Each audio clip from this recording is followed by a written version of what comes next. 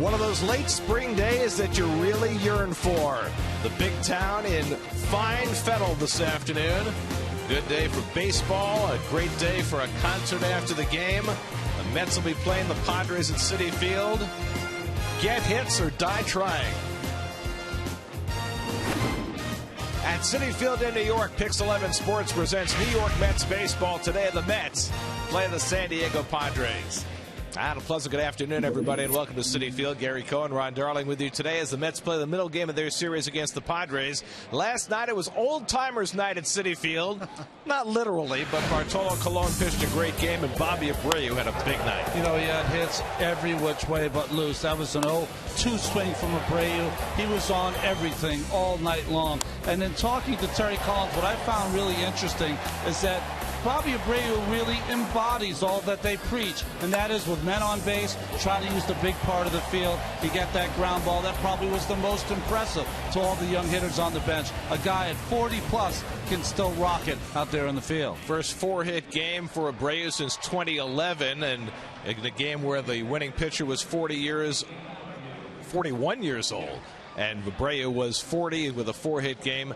That combination's only happened 3 times in Major League history. The pitcher for the Mets this afternoon will be Zach Wheeler, trying to bounce back from a difficult start in San Francisco his last time out. You'd have to say this year has been a bit of an enigma for Zach Wheeler, hasn't it? There's been games where he has been lights out, but some of the games have been more like this, where he's really struggled, especially the second and third time through the order. This is a team that's challenged to get hits and score runs. Could be a big day for him today. For the Padres, Jesse Hahn will make his second big league start. His biggest claim to fame, high school teammate of Matt Harvey's. Well, Jesse Hahn, he is tall, he's thin, he's got a good fastball to place here in the major leagues, a breaking ball, but not a lot of experience in the minor leagues, and only a second big league start. So on a gorgeous afternoon in New York with the wind blowing out to right, it's the Mets and Padres at Citi Field.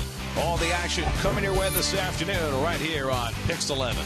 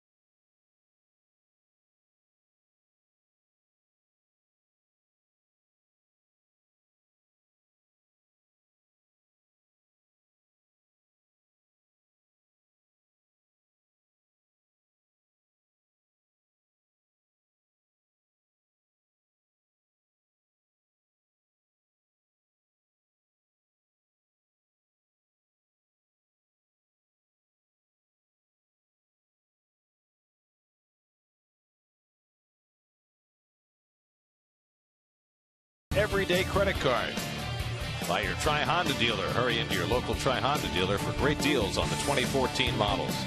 By McDonald's this summer at McDonald's, come in for the kid-approved $2.99 Happy Meal. Offer valid only at participating McDonald's.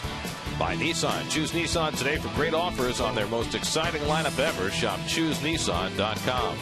By Time Warner Cable. More shows on more screens. Time Warner Cable. Enjoy better. And by Boar's Head, premium deli meats and cheeses. Get to Citi Field for Father's Day tomorrow when the Mets take on the Padres at 1:10 p.m. All dads in attendance and kids 12 and under will receive a Mets cap courtesy of Nathan's, and stop by for Nathan's famous hot dog eating contest on Mets Plaza pregame. For tickets, visit Mets.com/Family Sundays. Now here's today's AT&T fan photo. Tweet your fan photo using hashtag #PicsFanPhoto. Brought to you by AT&T. Keys to the game brought to you by your Tri-State Kia retailers. I like that. I'm not even mad. That's amazing. Third 40-year-old, you were talking about it before, Ricky Henderson and Moises Alou. You can see the fastballs. 2013, many more. His breaking ball's gotten a little better in 2014. That's why the fastballs have gone down. And, of course, Ron Burgundy reference, you got to have them. You stay classy, San Diego. 2 total ejections since 2013, fewest in the National League. Who's our anchor man? Zach Wheeler will have the baseball in his hands in just a moment. Mets and Padres, first pitch coming right up.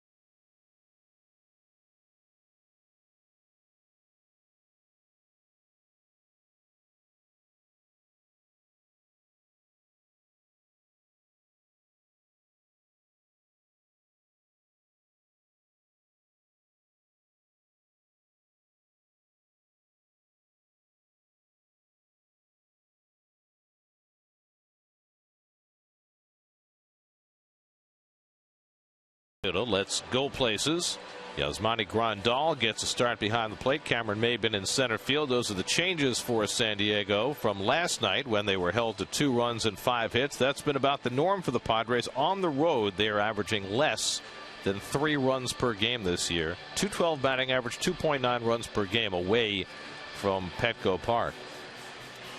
San Diego with an historically bad offense, and Zach Wheeler will try and take advantage of that this afternoon. Bartolo Colon got in early trouble against that Padre lineup last night, gave up a 2-run homer to Rene Rivera, and then proceeded to retire 18 Padres in a row. You know, it was great, Gary, that he never panicked. He just continued to try to work the ball down in the strike zone, and after a while it was just about unhittable.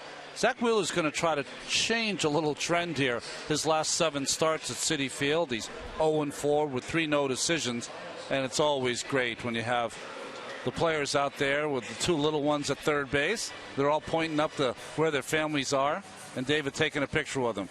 You know, we're seeing that in the World Cup. It's always in soccer they have the young kids with the soccer players, and it doesn't get any better than that. A little conversation with Lucas Duda. Okay. Only problem you get is that if you're going through a bad stretch, the kids are giving you advice. Saying, how come you're not hitting a little better? How come you're not throwing more strikes? My dad says you should be better than that. Low 5. All right, kids, enjoy the game. Okay, yeah, that's an uncomfortable moment where, okay, we have to go now. Time to go to work. Exactly. There's Wheeler's numbers. on the season. 13 starts, 2-6. So much promise last year. You thought he would take it to the next level. Hey, listen, you're going to have the stop and starts with young pitching. This is a good time for him to get it going against a team that's been starving to score runs. And we've seen it with Zach off and on. 2 starts back in Chicago, 6 2/3 scoreless innings, and then that last start in San Francisco where he never seemed to get in sync. Well, defensively behind Zach today, the veterans flanking Matt Dendecker in center, Chris Young and Bobby Abreu. The infield that plays most of the time, right to Hada Murphy and Lucas Duda, and Taylor Teagarden for the second day in a row behind the plate. That's the Geico defense. 15 minutes save you 15% or more on car insurance. Playoff beard is gone. Rangers done. Playoff beard done. Left a tired old little tiny stash though, didn't he? That's hard to do. It's hard to shave and still leave the the fashionable stubble. You know what's great though about New York City? You go and you get the hot shave. I mean, there's not many places you can go to do that anymore. I know Matt would know where. Yes. Will Venable leads off for San Diego on a gorgeous afternoon. It is a breezy day though, and it's going to provide some interesting twists on fly balls. Wind blowing from left toward right.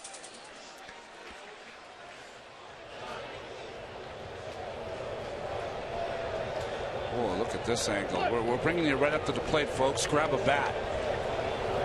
Venable 0 for 2 last night, and he takes the first pitch of the game for a strike from Zach Wheeler. Venable hitting at .214 on the year. Cabrera and Smith to follow in the opening inning. And it's popped up into shallow center field. And Dendecker takes charge, looking through the sunglasses. And that's the first out of the afternoon. This is one of those days, Gary. Not a lot of clouds in the sky. Unbelievable wind, especially up above the stadium, that everyone has to converge on anything up in the air because it could go anywhere. And there's another factor that will come into play too, and that is that with the late afternoon start, if you're going to score, you better score early because the shadows are going to start to encroach toward home plate as the afternoon wears into early evening. David doing a little housekeeping there. A hot dog wrapper gone. He's good with that bare hand. Everett Cabrera hits number 2 in the batting order. Cabrera 1 for 3 last night. And thinks about a bunt and takes outside for ball 1. Cabrera just 4 for his last 41. This is a Padres team that has put up numbers that have not been seen in decades. Right now averaging 3.01 runs per game. No team has had that few runs per game since 1972. They're .274 on base percentage, the lowest since 1910. So it gives you an idea just how much Bud Black's team is struggling on the offensive side. Well, pick whatever you want. The sword of Damocles, the Grim Reaper. It is lurking around this ball club, the Padres, its manager, coaches, everyone, and sometimes that extra pressure makes everyone try to almost try too hard to get something going. Bud Black now in his 8th year skippering the Padres, and Wheeler blows a fastball by Cabrera 2-2. You know, at this time last year, that same feeling was for Don Mattingly and the Los Angeles Dodgers, and they went on a little 42-8 run. I'm not saying the Padres are going to do that, but that's how things can change for some ball clubs. Well, it helps to have the star power that the Dodgers have if you want to go on that kind of a run. But what the Padres have is a complete team of offensive players who, other than Seth Smith, who's on deck, have all underperformed their career numbers. There's the numbers on Buddy. Well, Will Venable, who led off, he had an MVP year for them last year. Their MVP, I mean.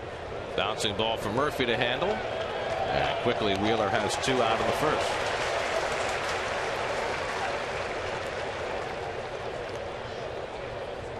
So 2 out and nobody on, and now the hottest hitter in the San Diego lineup, Seth Smith, will come in.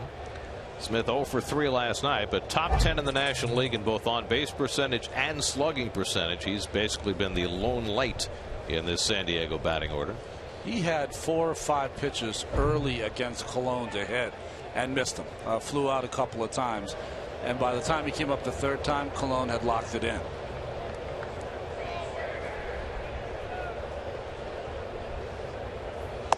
This is not Zach Wheeler's first start against San Diego. We faced them last summer out at Petco Park, and he had his career strikeout day. Struck out 12 in 6 innings in that game. He was dominant. Turned out to be a no decision game for him, but one of those starts that he made last summer that made you say, wow, he has a chance to be very special. You know, he opens eyes every time he starts, positive and negative sometimes. 1-1 to Smith, and the curveball bounces. 2-1. When he is on with his breaking stuff like he was in Chicago 2 starts back, he doesn't get touched. His breaking ball was so short and precise in that game. And the last time against San Francisco, couldn't figure out either his slider or his curveball. Blows one by Smith, and it's 2-2. Seth Smith, now 31 years old. Came up with the Rockies, spent a couple of years in Oakland. See the breeze rippling Zach's pants. 2-2 to Smith, and a foul ball on the fastball. Here's a quirky thing with Wheeler this year. He's pitching on an extra day of rest. He went Sunday, so he's had 5 days rest. Yeah. When he has regular rest this year, his ERA is 2.85. When he has extra rest like today, 5.73. Meaningful or not? Toward the middle of the diamond, and Smith has a 2-out hit. So Seth Smith gets aboard. I was looking at that same stat today, Gary. Totally makes sense to me. Why? As you see this base hit from Smith, work in the middle of the field. That's why he's hitting close to 300. Is that he's got a lot of moving parts in his motion. So to repeat his mechanics, it's better for him to go more often than to have that extra day. I also think his control kind of goes away when he has that extra day. Here's Chase Headley, the switch hitting third baseman.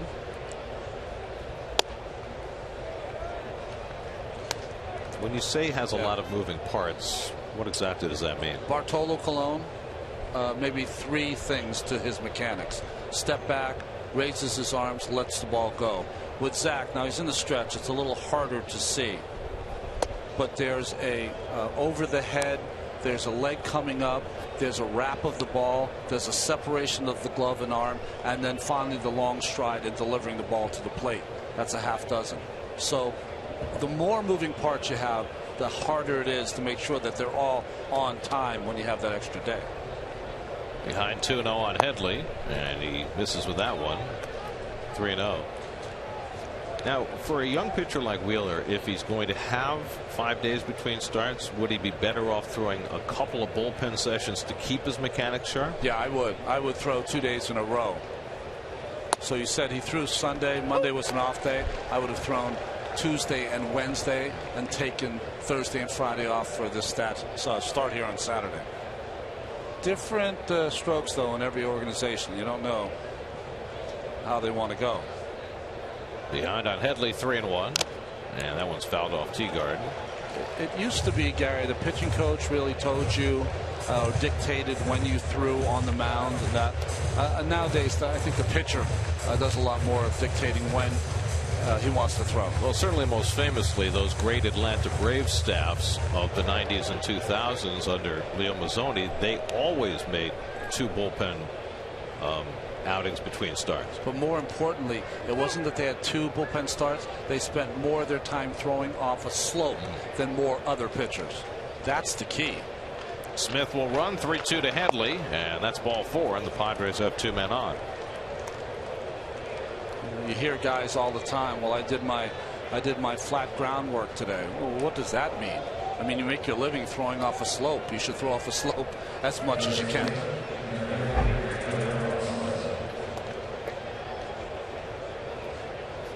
So 2 out and 2 on. Yonder Alonso, the batter, 1 for 4 last night. Now it's different for the relievers. You see them work on the flat ground because they can't throw on the side, especially in today's game, because they're throwing every day. Well, they're on the mound, as you say, almost every day. Exactly. At some point. Smith at second, Headley at first with 2 down. After Wheeler retired the first two batters in a spot of trouble in the first inning, and Alonso lines one to the gap, and that'll get the first run of the game home. Smith is in to score. Headley will go to third and stop there. The throw to second, not in time, and Alonso slides in with an RBI double, and the Padres post a first inning run. 1-0 San Diego. Well, Alonso, we pointed out last night coming into the game, he had been hitting well over 300 against the Mets and just continues. A hit last night and a big hit here. Splits the gap. Then Decker's able to get to it. So 2 runs don't score. But the lead runner, of course, is going to score easily. Headley's going to make it first to third. And the good hustle by Alonso to get to second base for his double. Now Yasmani Grandal, the switch hitting catcher, takes a strike. Rene Rivera started last night behind the plate and was responsible for the only 2 San Diego runs with a home run. Grandal's seen his playing time shrink of late. He's hitting just 185. So a big batter here for Wheeler, already down by a run. A base hit here could play 2 more. Alonso's not a power hitter. He's a line drive hitter, and what he does very well, he has the ability to hit the ball the opposite way. He's a gap to gap hitter, and he did it there. Fastball by Grandal when it's 0-2. You know, if you're a starting pitcher, Gary, you kind of want to bounce past yourself into a game, have everything nice and easy. Sometimes it doesn't work that way. And already in the first inning, Zach Wheeler has one of those outs he's got to get to have a good game. First innings have been a problem for Zach. Came into the day with a 6.23 first inning ERA. And the curveball bounces away from Teagarden. Headley trying to score, and he will. It's 2-0 San Diego. So ahead in the count, 0-2. Wheeler bounces a curveball. His 6th wild pitch of the year brings home the second run of the inning. Well, Teagarden, when he goes down, watch his glove. He turns the glove over and see how it glances off the thumb part, which is the fatter part of the glove. That just caroms left and far enough that even with the hustle, Teagarden, no chance of play at the plate. Good read, too, by Headley. Not a lot of speed, but he was a good base runner there and got a good jump. Headley was heady. So trouble has found Wheeler after 2 out and nobody on. What looked like a harmless single up the middle by Seth Smith, a walk to Headley, the double by Alonso, and now a wild pitch, and 2 runs are home. Alonso at third with 2 out. 1-2 to Grandal. And another bouncing curveball. This one Teagarden's able to stop. Are we going to be able to show that guys in the truck the whole difference there? I pointed out before the glove got in the way. Watch where he sends the glove. Sends it down, and with the bounce, it avoids the glove and hits him right in the chest protector. That's where you want it to hit it. That's the softest part. It won't go as far.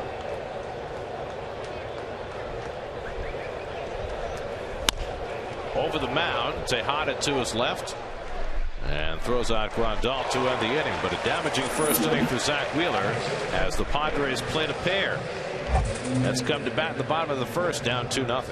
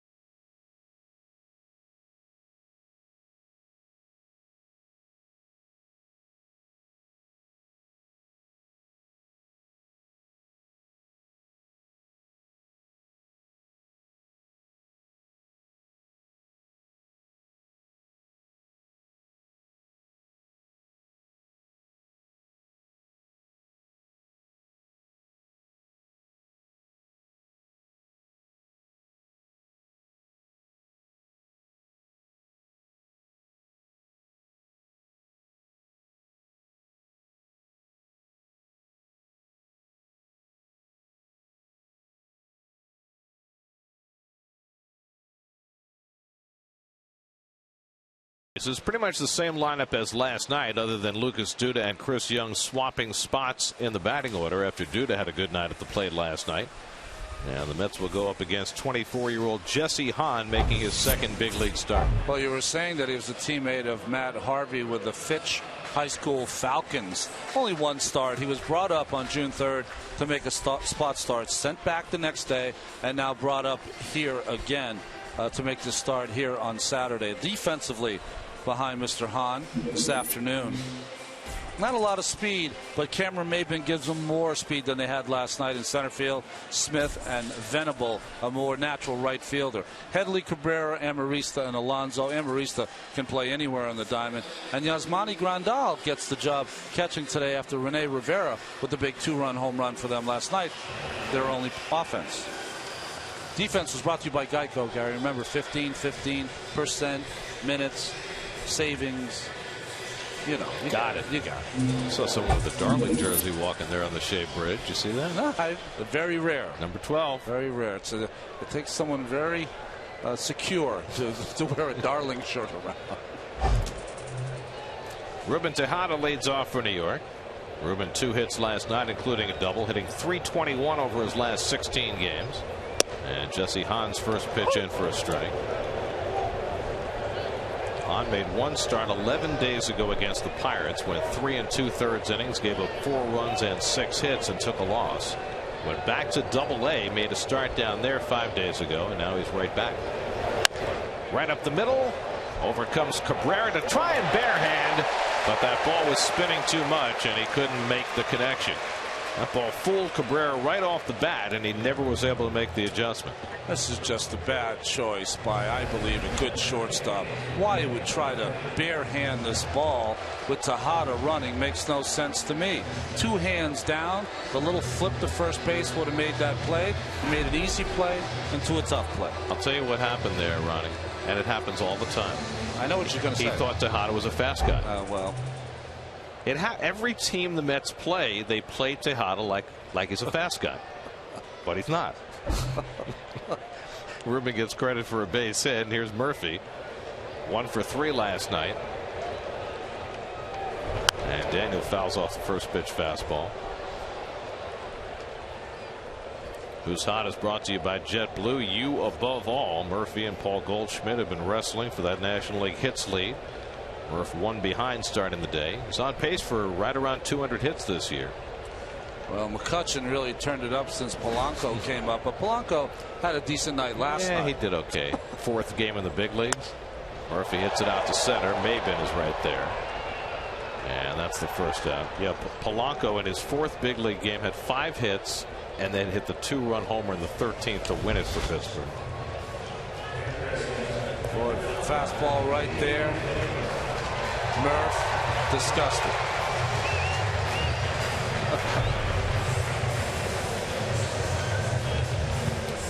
One out and 1 on. Now David Wright. David 0 for 3 last night, drove in a run with a sacrifice fly. Just 2 hits in his last 34 at bats.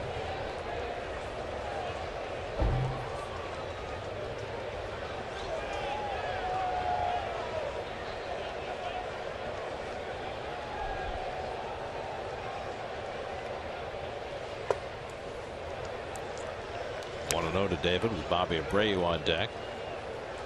Can tell you what to expect from Jesse Hahn. He's a guy that throws 90 to 93 with the fastball straight over the top. 12 to 6 curveball, little slider, little changeup. Mostly fastball, curveball though. All fastballs so far. He's behind on right 2-0.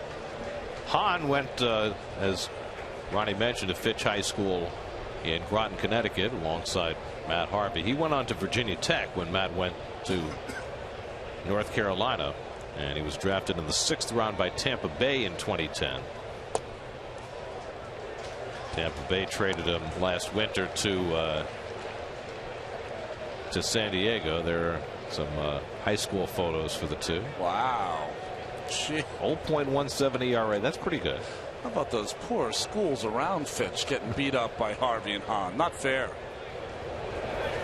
Now, the way the two of them describe it, as Alonso comes over for a look, but that's out of play. They won the state championship as sophomores. Yeah. Although Hahn was more on the JV team that year.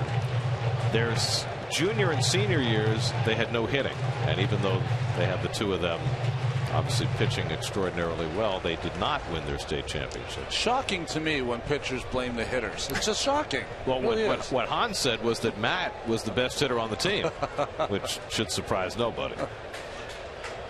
Meanwhile, Wright swinging on 3-0 that time, something that you don't see very often.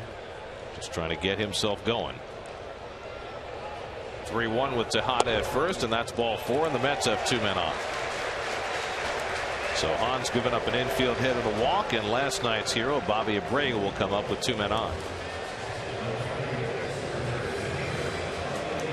Abreu 4 for 4 last night, and if you go back to Thursday night, he hits in his last 5 at bats to raise his average to 319. Well, after that walk to David Wright, and you could tell that Hahn is suffering a little bit with his control. Bobby Abreu almost always takes the first pitch and his first at bat. I would guess that's going to happen again here. Tejada at second, Wright at first. Mets already down 2-0 in this game.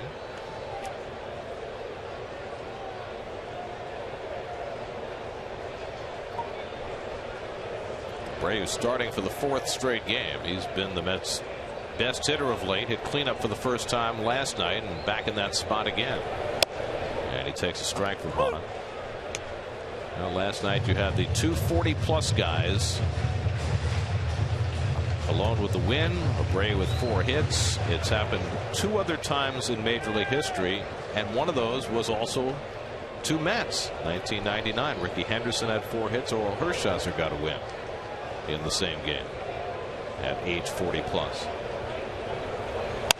And Abreu hits a rocket on 1 hop to Alonso, out at second, and Hahn can't reach back for it, and Tejada will stop at third base.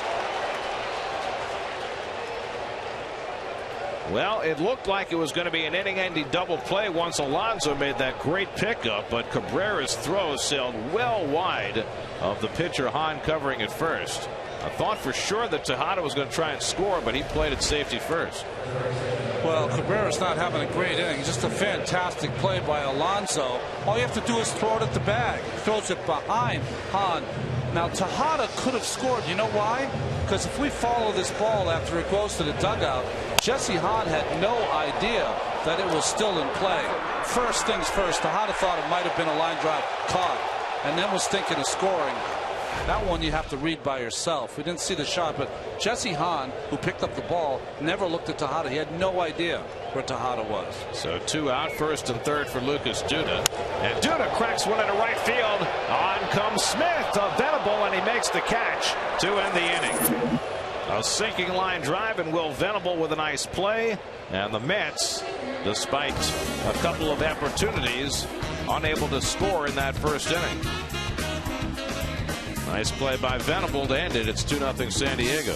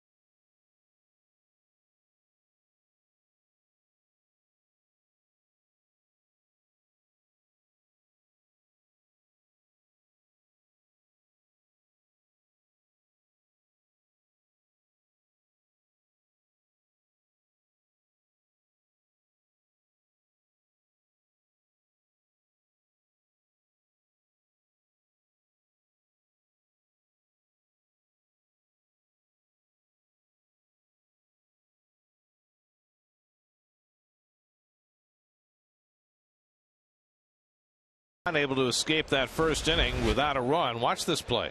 Nice play by Alonso. Good throw. All Cabrera's got to do is throw a strike. He does not. It's behind him.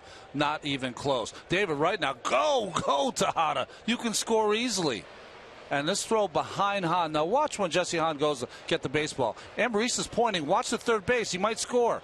Hahn has no clue where Tejada is, what's going on. And he still gets through the inning unscathed.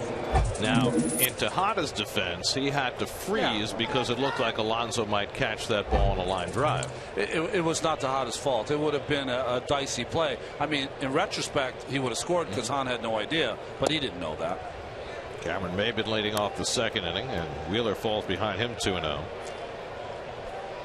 Well, an inning that certainly looked awfully promising for the Mets, and Abreu hit a bullet, and then Venable with a nice catch of Duda's line drive, and the Mets don't score at all. I needed Murph at third. He would have been going. But yeah.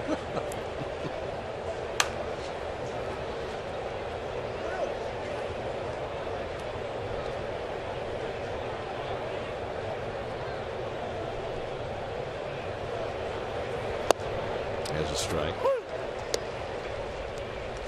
Well, Zach Wheeler has now made 30 starts in his career, and just for reference, here are some star pitchers and what they did in their first 30 big league starts. That is really good. I love that graphic because it shows you how difficult it can be through your first 30 starts as you're trying to find your way. ERAs are all hovering between 3.75 and 4.25 in that area. Strikeouts are high, probably walks are up. Opponent's batting average just about the same. And I think it's important for Met fans to see that because, you know, they got spoiled by the way Matt Harvey began his career. And I think that because Wheeler was as hyped as Harvey was, they expected his beginning of his career to be the same. Harvey, and they also have a tradition of guys that have been touted to really come through, whether it's Seaver, Good, and others. Strike three as Wheeler comes back from 3-0 to fan Maybin for his first strikeout of the day. You know, so I think what makes it easier, not easier, harder sometimes on Zach, is that Harvey has that big John Wayne personality. You can see it. It's effusive. It just drips off him. Well, with Zach, he's a little different. He's a quieter kid. He's a guy that's not going to say too much. So sometimes you mistake that he's, you know, lacking that, you know, powerful, big personality. Well, he's got a powerful, big pitching personality. He's just working to find it. That's what it is. Alexi Amarista 1 for 4 last night.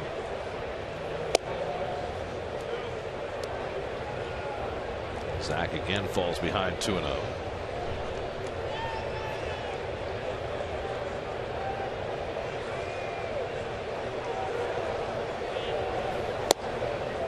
There's a strike. Trying to think of guys I played with. Rick Aguilera had some of the best stuff you ever want to see, but he was such a quiet personality. People mistook that you know, he wasn't as intense as you should be, as opposed to a David Cone, who I always called the tallest pitcher I ever played with, because he was only 6 feet tall, but his personality was 7 feet tall. Right. So it takes a lot of different ways and personalities to make it in this game. So patience. I wonder too whether this year would have gone at all differently for Wheeler. Let's hit out to left field, and Chris Young is there for the second out. If Harvey were healthy and in the rotation, I wonder whether that would have changed the dynamic for Wheeler at all. I think that he would prefer to be under the radar and just do his thing and kind of leave me alone, and I'll figure it out. But that is not the case. He's, in fact, like a lot of times, he's kind of been at the forefront now of the young pitcher, but he's kind of the veteran pitcher of the young guys that are coming up. It's a strange thing. I felt the dynamic when I was with the Mets because Dwight was so good, so no one could really, I don't know. If you're a young pitcher, you couldn't associate with him. You could associate with me, so I felt like the oldest, youngest pitcher amongst the group. By the way, Zach Wheeler, 4 days short of 1 year in the big leagues. There you go. 2-0 San Diego.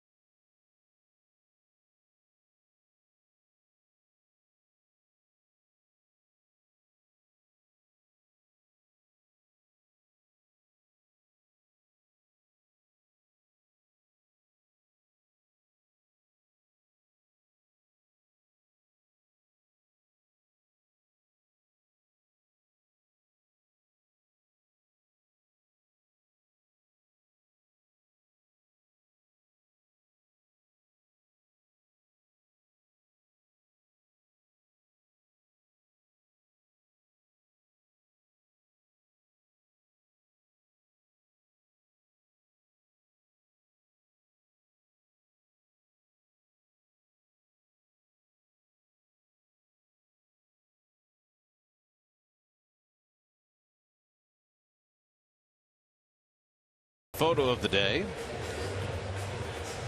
Oh, that's a great one. Way to go, Amy. I like the hat. Right? Now, the clothes and the hat on dogs, I mean, dogs don't like stuff on them, do they? Most of them don't. Okay. But the most important thing is they have the nice sheepskin below, so he was comfortable no matter what. Okay, I just want to make sure, because Jesse Hahn was able to survive his first inning at Citi Field. He made his first start in San Diego. So it was a home start for him, but not really a home start. Here, 2 hours from home in Connecticut, he's got more of a rooting section on hand. So maybe a few more nerves, as a matter of fact. I want to see if you agree or disagree with me, Gary. Did Chris Young have his best day as a Met yesterday and go 0 for 4? I just said that to somebody earlier. It's very funny you said that. It's the best he's hit the ball all year. 3 line drives in his 0 for 4 night last night. We'll see if he can translate that into some success today. And the curveball from Hahn, first one we've seen. That's in for a strike.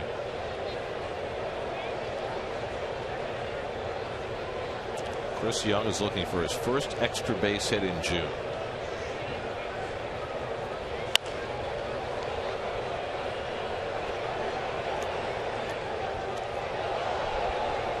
It'll be Young, then Teagarden and Dendecker for the Mets in the second.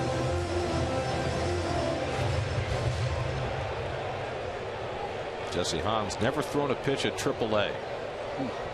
Made 11 appearances, 8 starts for AA San Antonio this year. And he's also been treated with kids gloves his entire career. He had Tommy John surgery after college, right? When they drafted him, they knew he was going to need Tommy John surgery, so he never threw a pitch the year he was drafted in 2010. Never threw a pitch the next year in 2011. And comes inside with the fastball to strike out Young for the first out. And then the last 2 years, Hahn never went more than 5 innings or 73 pitches in a minor league game. Wow. The first time he had ever thrown more than 80 pitches in a game was his last start. Between his first big league start and today, he threw 93 pitches in a AA game, went 5 2/3. First time he'd ever pitched in the 6th inning in a professional game. It's hard to even imagine. There's Teagarden. Taylor had an RBI single in the game last night. 1 for 3. This is now his 4th start with the Mets.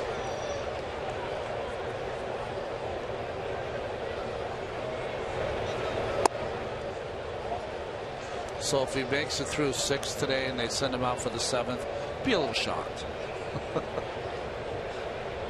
You'd have to say that. Right.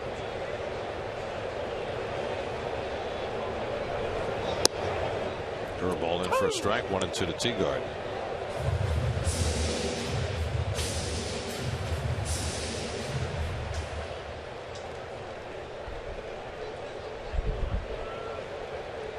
Matt Dendecker on deck. And the curveball blooped on the right side for Alonso. And there are 2 out.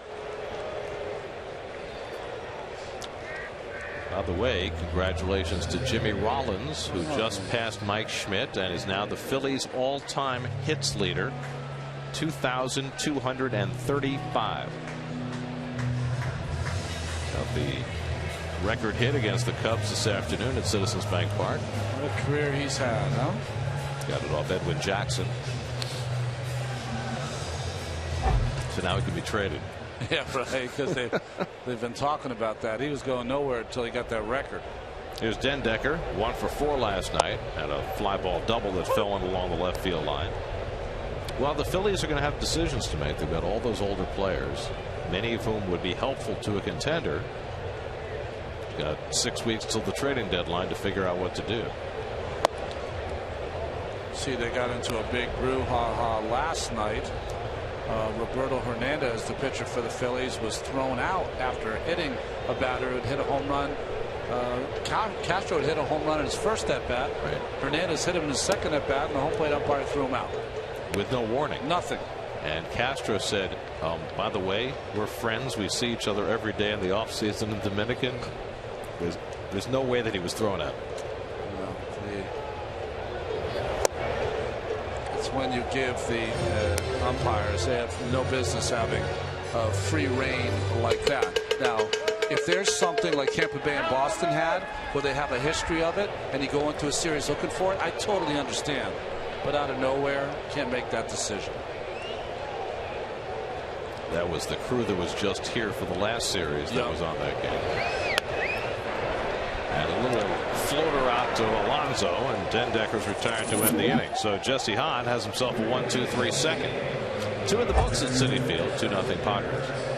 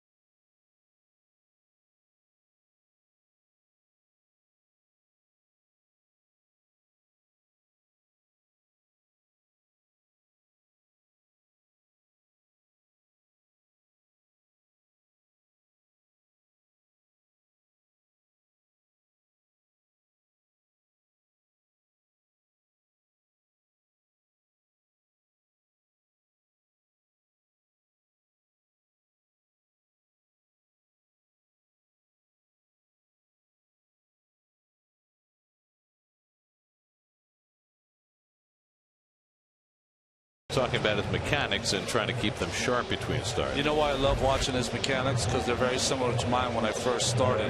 The first part of it, the hands over the head and the toe tap on the rubber. That's number one. Then he'll come with the hands and the glove to meet the leg just above the belt. Everything's good right there. The one thing he does, watch his right arm. See the wrap? That is something you'd rather not have your pitchers do, but sometimes it's just innate. It's part of what they do. And then the long stride and letting go of the baseball. So you can see, because he's tall, because he's lean, long arms, long legs, there's a lot of moving parts. As he goes along, though, those will get where he'll be able to repeat it more and more, because it'll be easier for him to do that.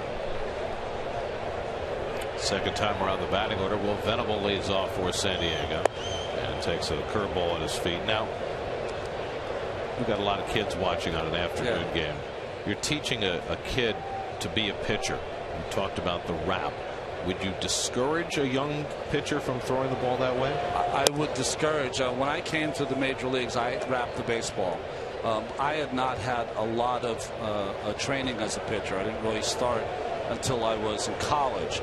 So I only threw the way I knew how to throw. I had to learn to stop that. Why?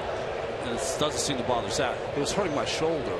The wrap was hurting the front of my shoulder, and I was told that if I didn't wrap it, my shoulder would be fine.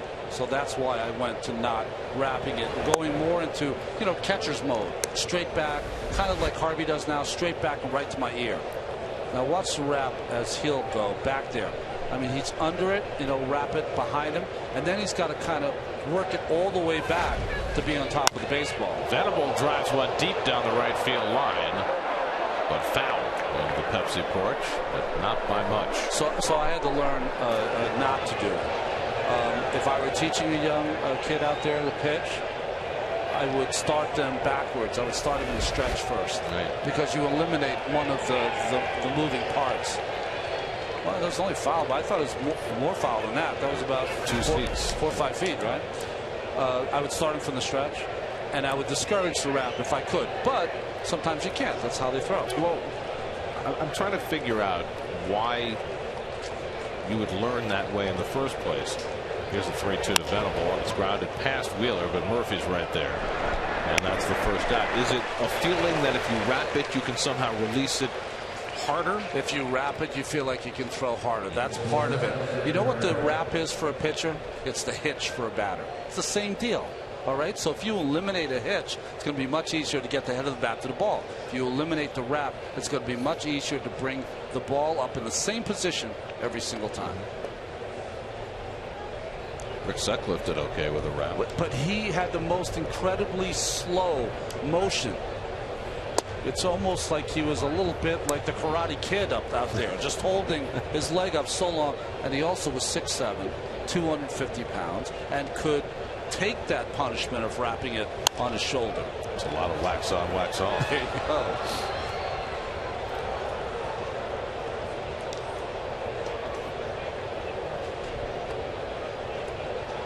Wheeler's retired the leadoff hitter each of the first 3 innings, working now on Everett Cabrera, who grounded out his first time up.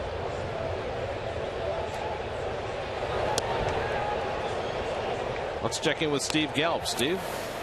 Gary, Ron, you guys were talking a little bit earlier about what a boon Seth Smith has been to an otherwise pretty horrible offense for the Padres this season. I spoke with Seth Smith before the game because his numbers aren't just good for the Padres lineup, as Everett Cabrera lines one into left field, base hit, so 1 runner on for the Padres. But I spoke to Seth Smith, who is coming up now, and his numbers are better across the board than his career numbers this year. I asked him why that was.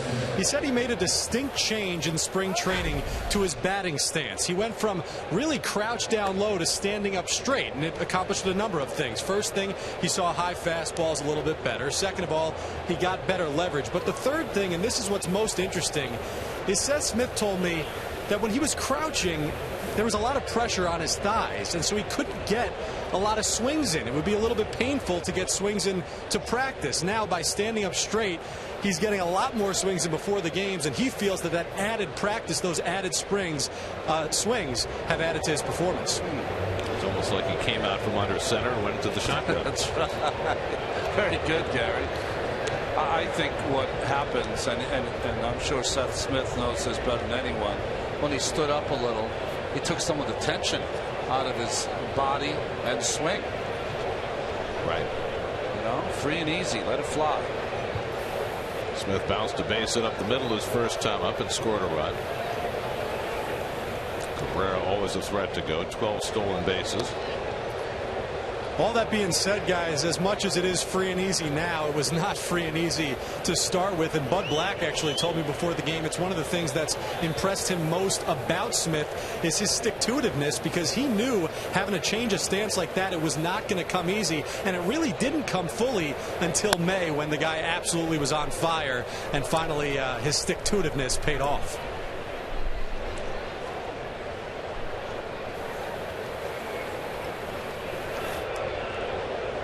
That's allowed him to stick in the starting lineup as well. He's a football player, you know. Under 10%. Exactly.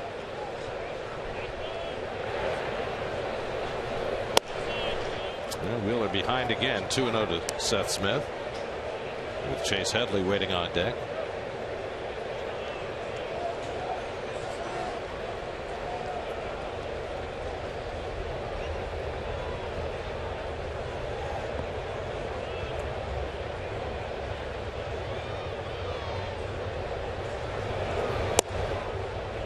And 3-0. A little different strike zone for Dan Bellino here, and I think his strike zone today reminds me more of what we've seen the past couple of seasons. If you don't catch the corner, he's not going to give you a little bit. So you know, more not a veteran umpire, but he's got a few years in, as opposed to a more open strike zone we've seen the past month or so.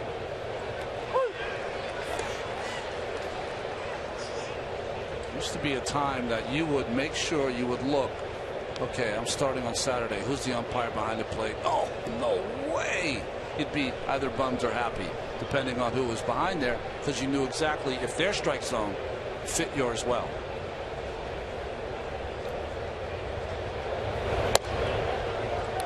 Three and 2 to Smith. You would think, though, now that umpires are being evaluated game by game with the computer system that Major League Baseball has to rate them, that the strike zone would be that much more consistent across all the umpires? I think it is. I definitely think it is more consistent than in my day. There was, each umpire had his own strike zone.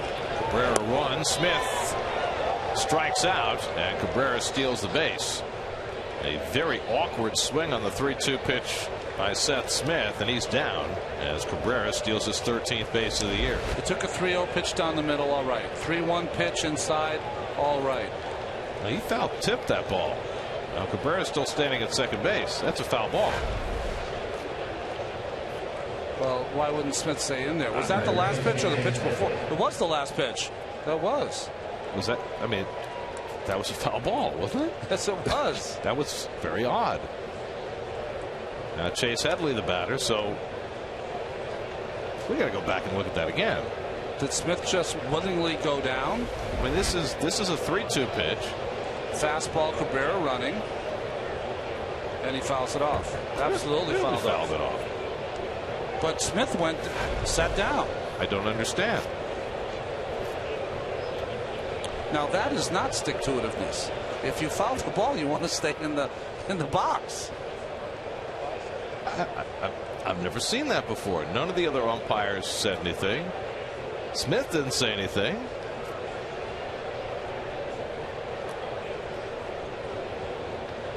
Wow. No one on the bench for the Padres caught it. The umpire didn't catch it. Taylor Teagarden with the greatest acting job of late. Very strange.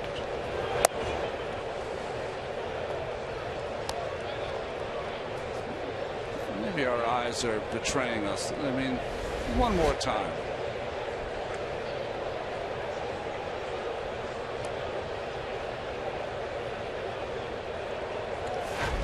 Sure looked like it did. Yeah, it did. He made contact. I mean, you see the glove and the bat in the same area at the same time as the ball. My feeling is Taylor Teagarden's too good to miss a fastball on the knees and not get a glove on it without it changing direction. Maybe our eyes are deceiving us. All right, Seth Smith paying you a visit tomorrow. Headley with a swing and a miss. By the way, Wheeler fell behind Headley 2-0. That's 13 batters that Wheeler has faced. 6 times he's gone 2-0. It's a hard way to live.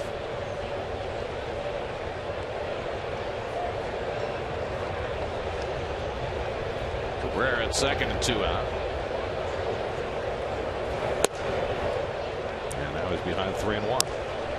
You know, Gary, what happens to a lot of young pitchers is they feel as though they don't have their good stuff. You can see them working around the strike zone and not being aggressive. What you learn later is if you don't have your good stuff, you have to be more aggressive. You have to let them put the ball in play. You certainly can't be putting yourself in 2-0 and 3-1 counts all the time. Because they'll turn that 95 around. Well, that's just, well, the average is 277, which I thought seems low to me considering the 2-0 count, but big difference, 80 points higher or so. Changeup on the 3-1 pitch, and it's a full count to Headley.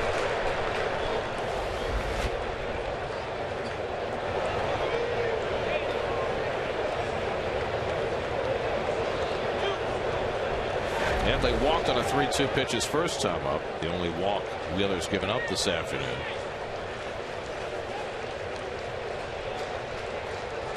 Three-2 coming to Headley, and he hits it toward the gap in left center. Young can't make the play. Cabrera scores. Dendecker's throw to second, and Headley is out. Terrific throw by Matt Dendecker, backing up nicely after Young couldn't make the play, but Headley has an RBI single to make it 3-0 San Diego. Dendecker running to his glove side, doing the spinorama and making the perfect toss to Murphy, and they get Headley trying to stretch a single into a double. 3-0 San Diego in the third.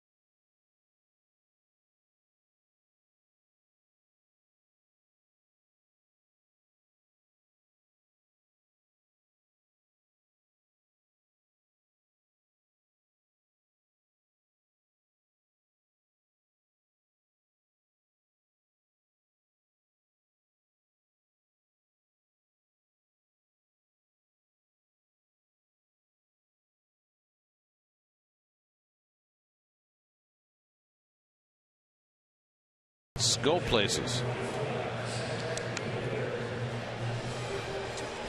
That's a wig, right?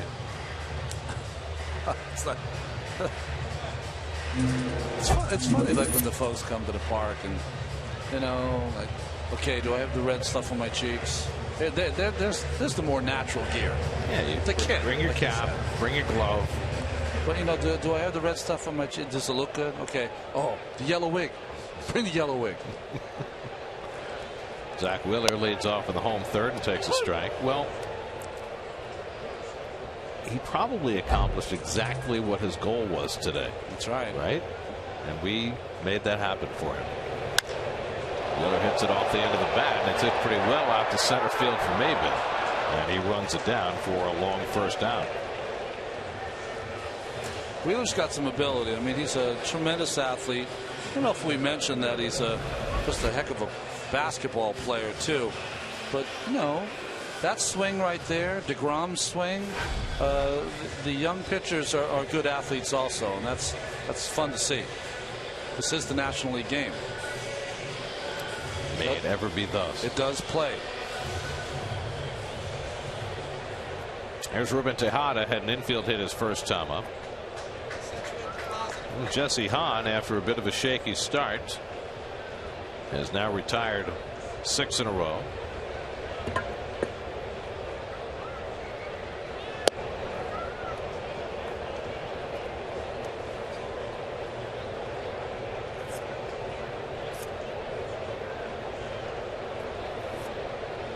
One thing that has served Hahn very well during his minor league career has been the ability to keep the ball in the ballpark.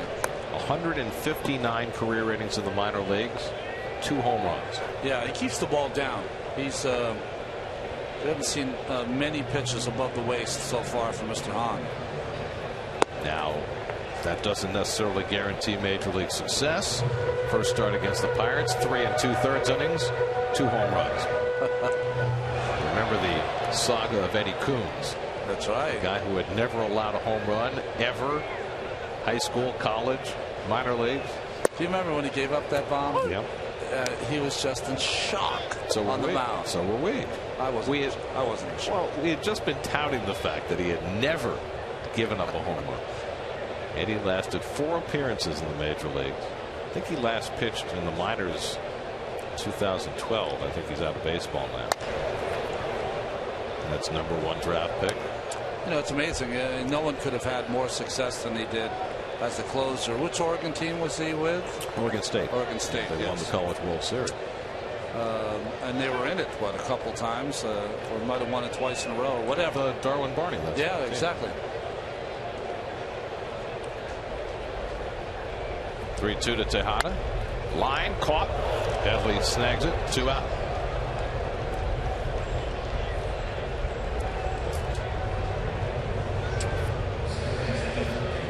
Oh, we just had the draft. I mean, it's so amazing to me. You know, I was thinking about it, talking with Mark Rand. You and I love him. I mean, he's one of the nicest guys and a great announcer for the San Diego broadcast with the greatest Dick Enberg.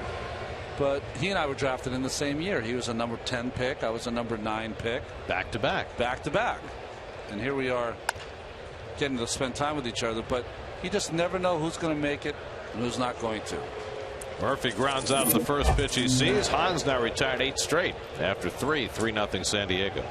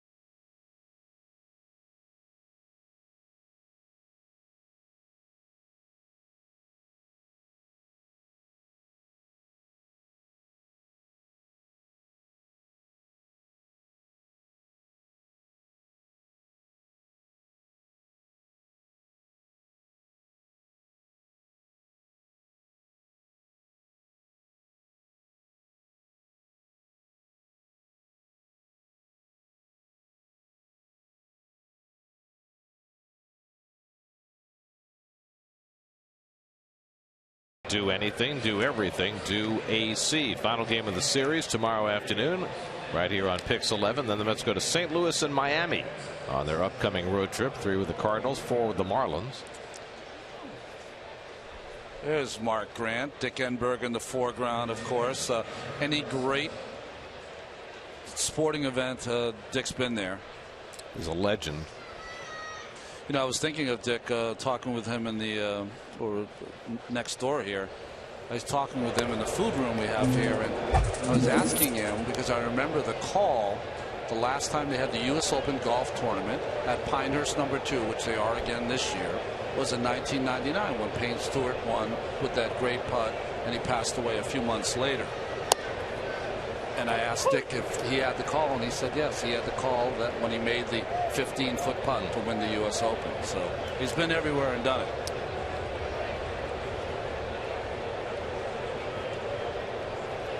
I mean, Dick Enberg did the famous UCLA Houston broadcast from the Astrodome with the winning streak on the line that game with Elvin Hayes against Lou Alcindor back in the 60s. They put together a national network just for that game. It was a huge event at the time. He of course did NFL football for years, but what I remember most for was the game show that he did, Sports Challenge. That's right. Where they'd have teams of players from different professional sports teams in like a college bowl kind of a setting. Alonso thrown out by Tejada for the first out. That was a fantastic show. Must watch TV every Saturday afternoon. They would have the mystery guest at the end. They would have, I remember the first time I saw Don Drysdale on the show, I said, oh, that is the biggest, most handsome guy I've ever seen in my life. And he knew all the answers and whatever. And you'd have like the Dodgers would be against the Giants. Right. And what was great was it was in the 70s. And if you can look, you can probably find it on YouTube. All those Sports Challenge shows, the fashions that the players were wearing at the time were just, they were outrageous. Like wide lapel, turtleneck, the whole deal. Look right? for Bobby Valentine.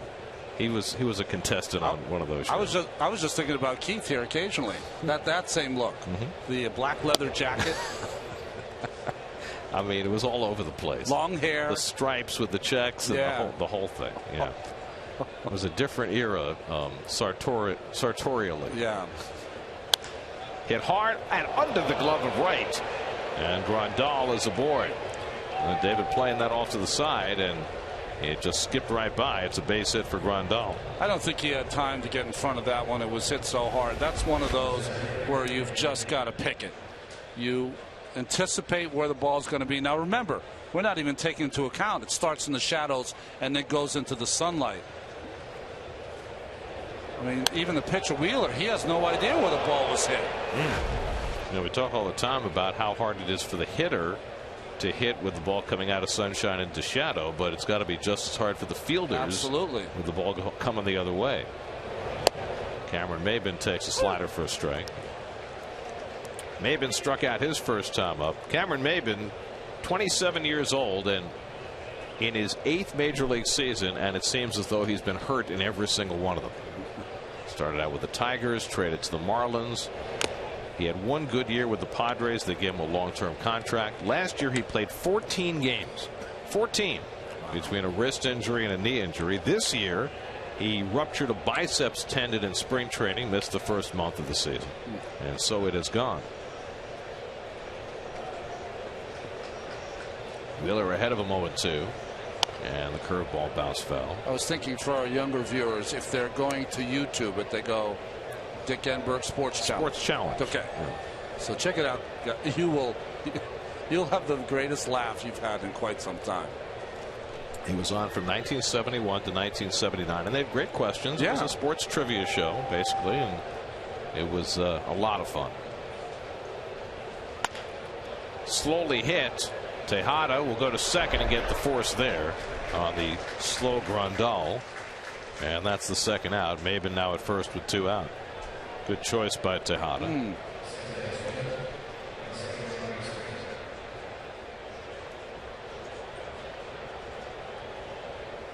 Now I wonder whether our upcoming battle of the broadcasters can even hope to match the quality of Dick Enberg's Sports Challenge. Well, who's hosting it? Kevin. Oh, well, then we're good with that, because you know he's going to be a pro. You don't think he's going to favor us? I mean, he is, you know, he works with us. No, he's already forgotten about us, to tell you the truth. He's gone. Moved on. Yeah, he's moved on. Please, you know, we're rocking Queens. He's thinking Hermosa Beach. I mean, come on. So it's going to be Howie and Josh and Seth on one side, the radio team, against you and me and Keith. Well, let me just say this. Keith is not that happy about, he's not going to put a lot of work into it. I'll just say that.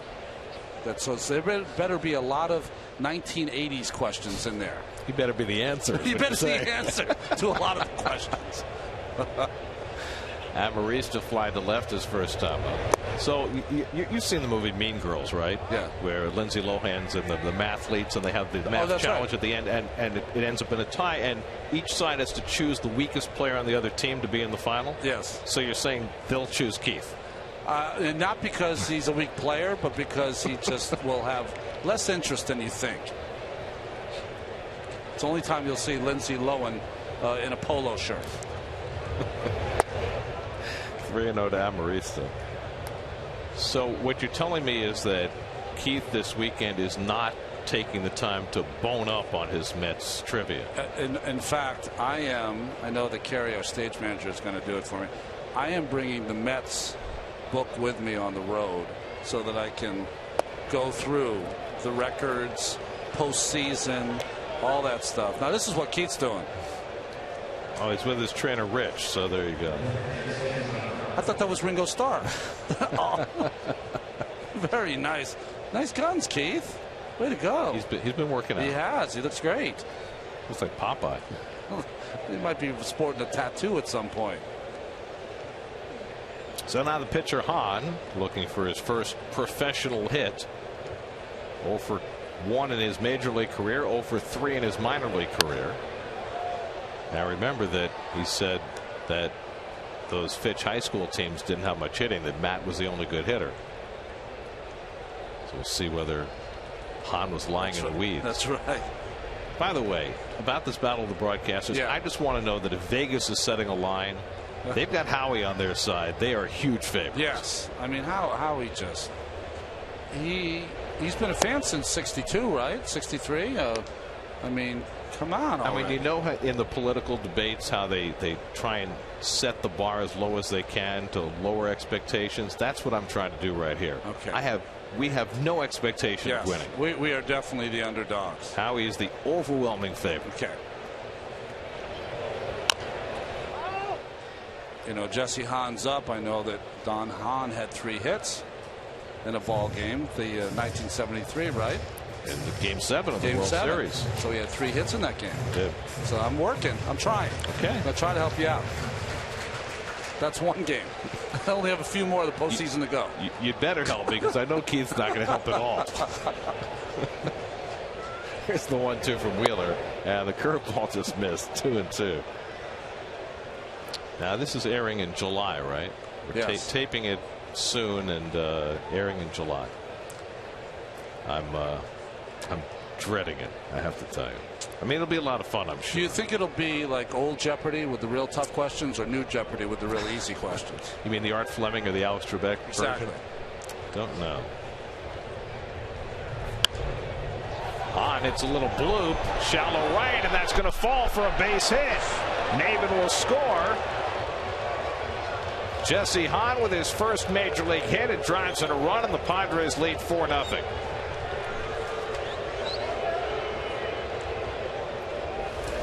Well, not much of a swing here, gets jammed, but you know he puts it in play and anything can happen. You know, see that cutout right in front of Abreu where it takes that angle and goes back? I was on the field today. I walked from the end of first base where the grass starts out to that cutout. It's 25 steps. he was able to drop a baseball only in 25 steps in front of Abreu to get that RBI.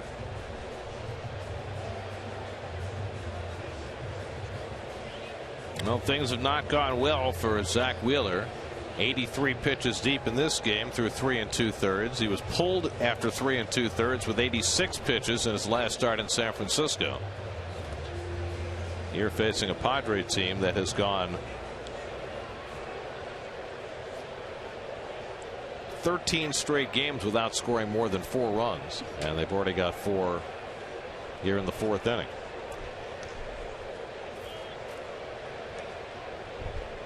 Amarista at third, Hahn at first with 2 out. And now Will Venable, who's flied out and grounded out, 0 for 2. And the curveball in for a strike.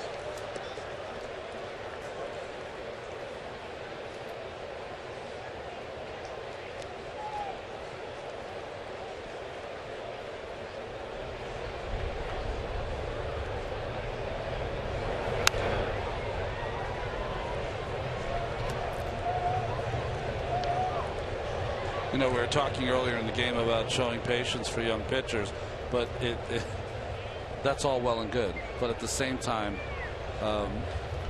you want to see Zach getting better. You know, more like 1 step up, a half step back, instead of a step forward and 2 steps back. Those are the kind of things that you want to see. And when you see the effort he had, and effort's the wrong word, the results he had in his last game, and now the results that are coming in here, well, you don't like to see those 2 bad games in a row. There's a plate, I believe, on the field. Paper plate? Paper plate. Right behind the mound. I mean, I've seen hot dog wrappers. I've seen just about everything. Paper plate.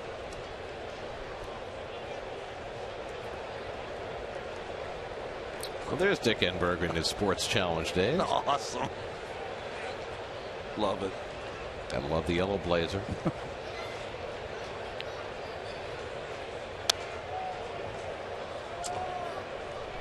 Okay. Oh, this is the Green Bay Packers. That's Paul Horning in the middle. Yeah. Jerry Krause on the right. Is that Willie Davis on the left? Willie Davis on the left. Jerry Krause on the right. Kramer, yeah. Kramer, Yep. sorry. Got the nice open collar there. Horning's got the hair. Very nice. Curveball strikes out Venable. Teagard makes the toss, and that retires the side, but not before the Padres tack on a run. Jesse Hahn with his first big league hit drives in a run. He and the Padres have a 4-0 lead in the 4th.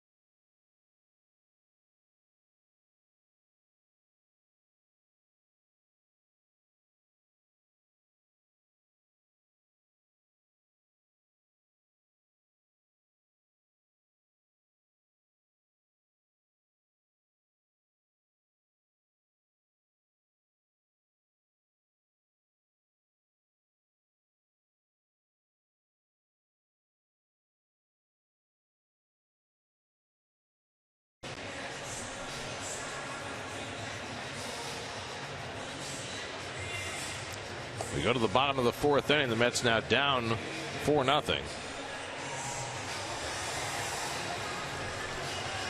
See, the breeze has been blowing all afternoon.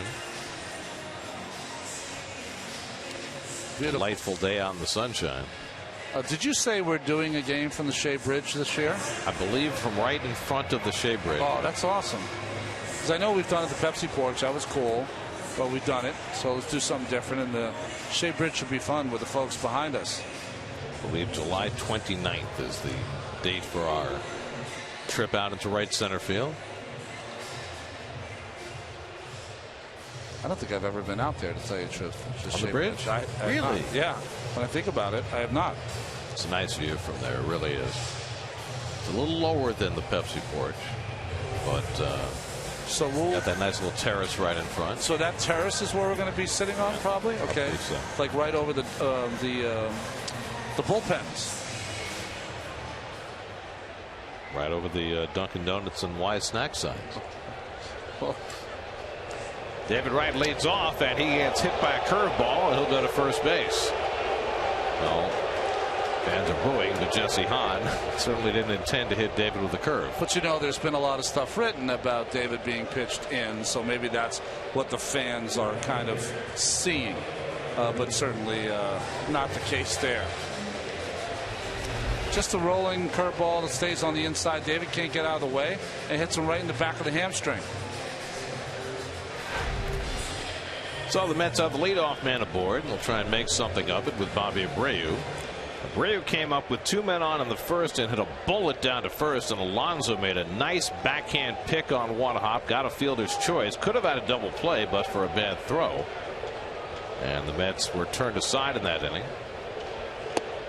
So Abreu retired for the first time in his last 6 at bats on that hot shot. Had a hit his last time up Thursday night, 4 for 4 last night.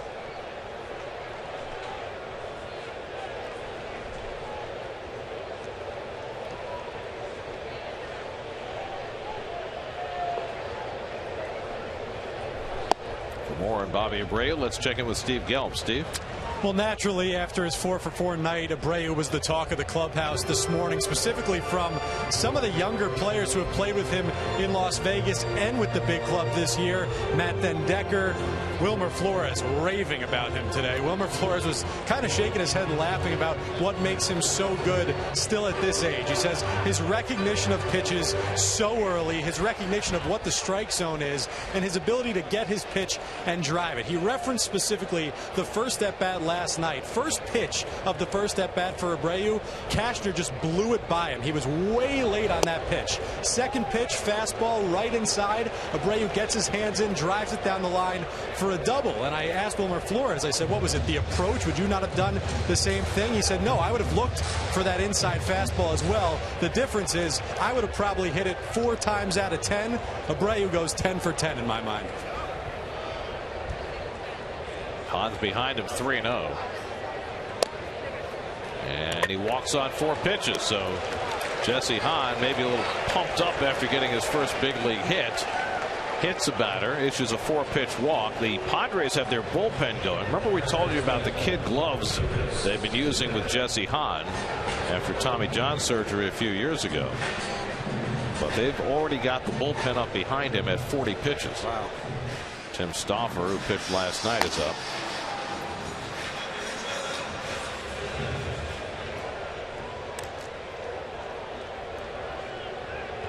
So 2 on for Lucas Duda, who had a sinking line drive to right that Venable made a nice diving catch on to end the first. And a curveball in for a strike. Lucas had a good night last night, hitting the ball the other way. Drove a double to left center, inside out of the ball that fell along the left field line for another double. Lined out to the left fielder.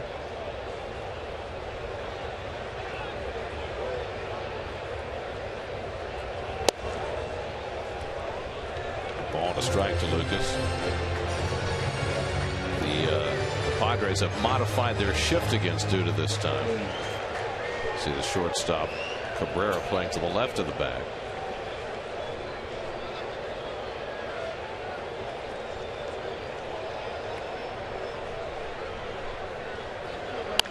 Curveball bounced foul, 1-2.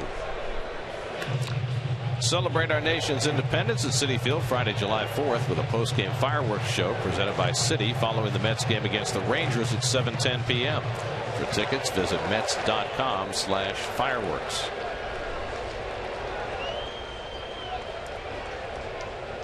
Might be some fireworks if the Mets face Yu Darvish during that series.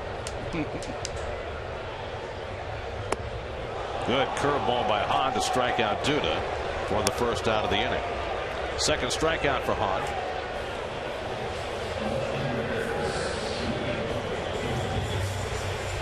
Well, it is his put-away weapon. That 12-6 curveball just kind of sits there in the air, and then the bottom drops out of it and eludes the bat of Lucas Duda. So 1 out. And here's Chris Young, who struck out his first time up.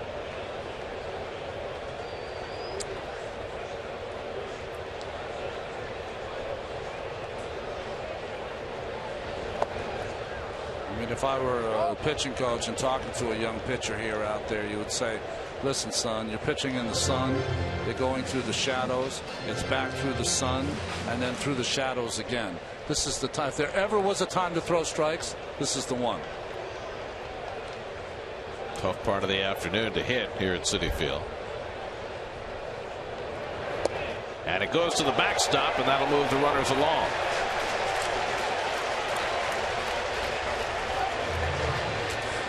Wild pitch charge to Hahn, putting runners at second and third. Just holds on to this fastball too long, almost like it came out cutting out of his hand, and Rendell could not come up with it.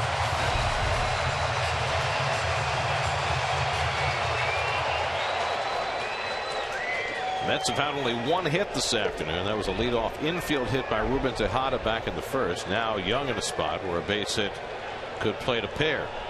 Hahn behind in the count, 2-0. And Young takes a strike. Mets outfield shorthanded right now. Curtis Granderson missing another day today with a calf problem. Don't know how many more days he's going to have to miss. Eric Young due back Monday from his hamstring injury. Juan Lagares still a ways away, coming back from a side injury. Curveball. Young stops the swing, and he held it in time. 3-1. So these are important days for Chris Young. If he ever wants to reestablish himself in what has been a lost year so far, this is his moment. Because the Mets are going to have a lot of other options pretty soon. Dana Eveland up in the Mets bullpen as they work down toward the bottom of the batting order. 3-1 to Young with Teagarden on deck. And Chris takes a strike on the outside corner. 3-2. He cannot be up there looking for a walk. You know, in this instance, it's early enough in the game that, yes, the base hit is your #1 option, but you got to drive the run in. You got to start the train rolling to try to get this comeback going. Got to get the run in. They're giving it to you. Right at third, Abreu at second with 1 out. Mets down 4-0 in the fourth. 3-2 from Hahn to Young, and he fouls one at the plate.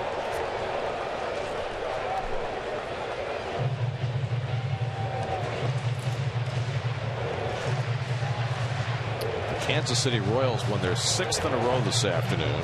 Beat the White Sox 9-1. Another great start for Danny Duffy, the lefty who's finally fulfilling the promise. Right. 7 innings, 5 hits, 9 strikeouts today. He's had a few glimpses, but hasn't been able to sustain it. Maybe now's his time. Again, the 3-2, and Young goes down on the curveball for the second out.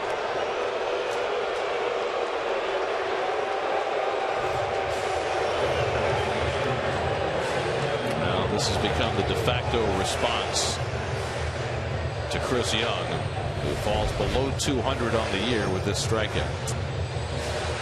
Well, he took the 2-0 fastball, took the 3-1 fastball, ended up swinging at a curveball. Difficult way to hit. So it's left to Taylor Teagarden. with 2 in scoring position and 2 out. Teagarden popped up his first time up.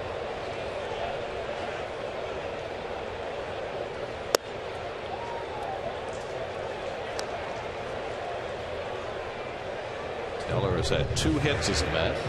He hit the grand slam in his first start. He had an RBI single last night, so the 2 hits he's had have both produced runs, and he's got 2 to drive in here.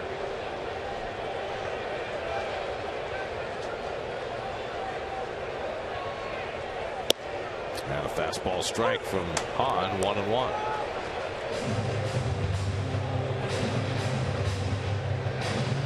Jesse Hahn in just his second major league start, trying to wind his way through some trouble here in the 4th inning. A hit batsman, a walk, a wild pitch, but he struck out Duda, struck out Young. 1-1 now to Teagarden, and that's off the plate. 2-1.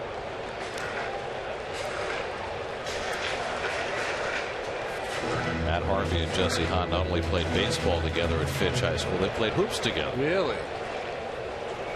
Hahn is 6'5", Matt's 6'4". They're both shooting guards. Hahn looks like he has hops too. Just a guess. Now he's behind Teagarden, 3-1. Matt Dendecker in the number 8 spot in the order, waiting on deck. Of the baseball team at Fitch, Matt Harvey's dad Ed was the coach. Oh, preferential treatment. That's what happened. Probably worked the other ways. Mr. Harvey was probably toughest on Matt. Undoubtedly. 3-1 coming, and that's wide, ball 4, and the bases are loaded. So a hit batsman, 2 walks, and the Mets will get the tying run to bat with Dendecker, and Darren Balsley, the pitching coach, will go out to talk to Hahn. By the way, Tim Stauffer apparently was just getting some work into the bullpen. He has sat down. He was up earlier in the inning. Well, you know, he was a starter / reliever. He might be one of those guys like Matt Suzaka, who likes to throw a little bit in the middle of the game or beginning of the game to get a little loose. But he had his hat on. He does it different from where he's from.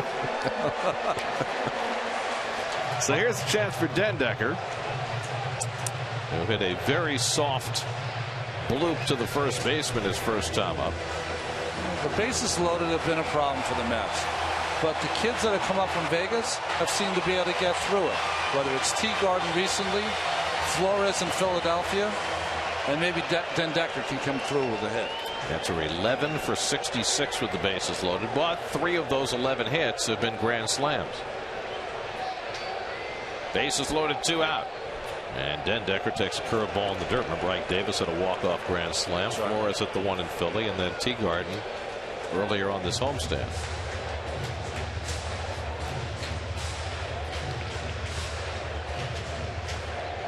Dendecker has 1 big league home run. That came last year. On using the full windup with the bases full. And a good sinker, 1-1.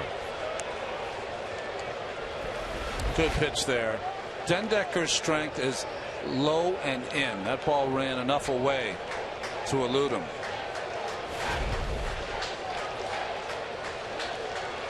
Well, Curtis Granderson out on deck to pinch hit if Dendecker can keep the inning going. And the curveball bends in for a strike, 1-2.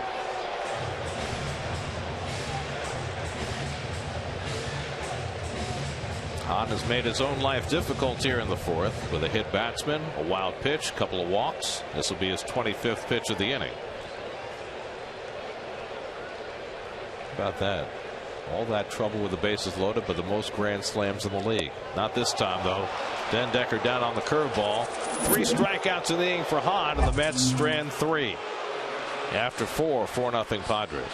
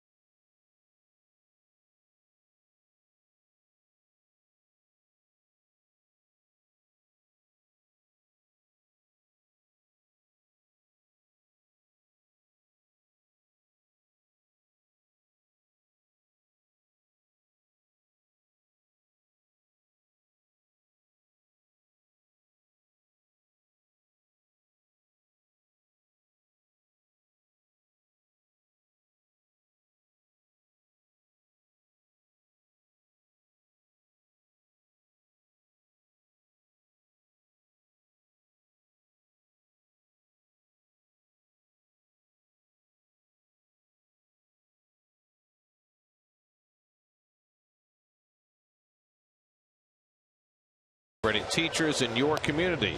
Vote for the teacher who will represent the Mets at the 2014 All-Star Game July 15th at allstarteachers.com. Missed opportunity for the Mets in the bottom of the fourth, so Zach Wheeler back to the mound, trailing 4-0 in this game against the team that has scored the fewest runs and reached base the fewest times and slugged the poorest in the National League. Well, the bad part of this for Zach is that this is his last inning. Comes up next time and he will be hit for. Yep, and he's at 88 pitches anyway.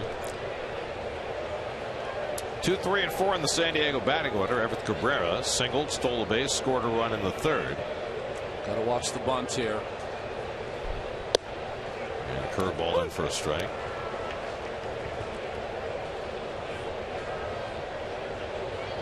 Well, starting pitching has been the Mets' strength this season. Of course, they're missing Dylan G right now, and they've missed Matt Harvey all year, but on a day-to-day basis, their starting pitching almost every day has given them a chance. On the days, the few of them, when the starting pitching has not, the Mets have lacked the other resources to win games.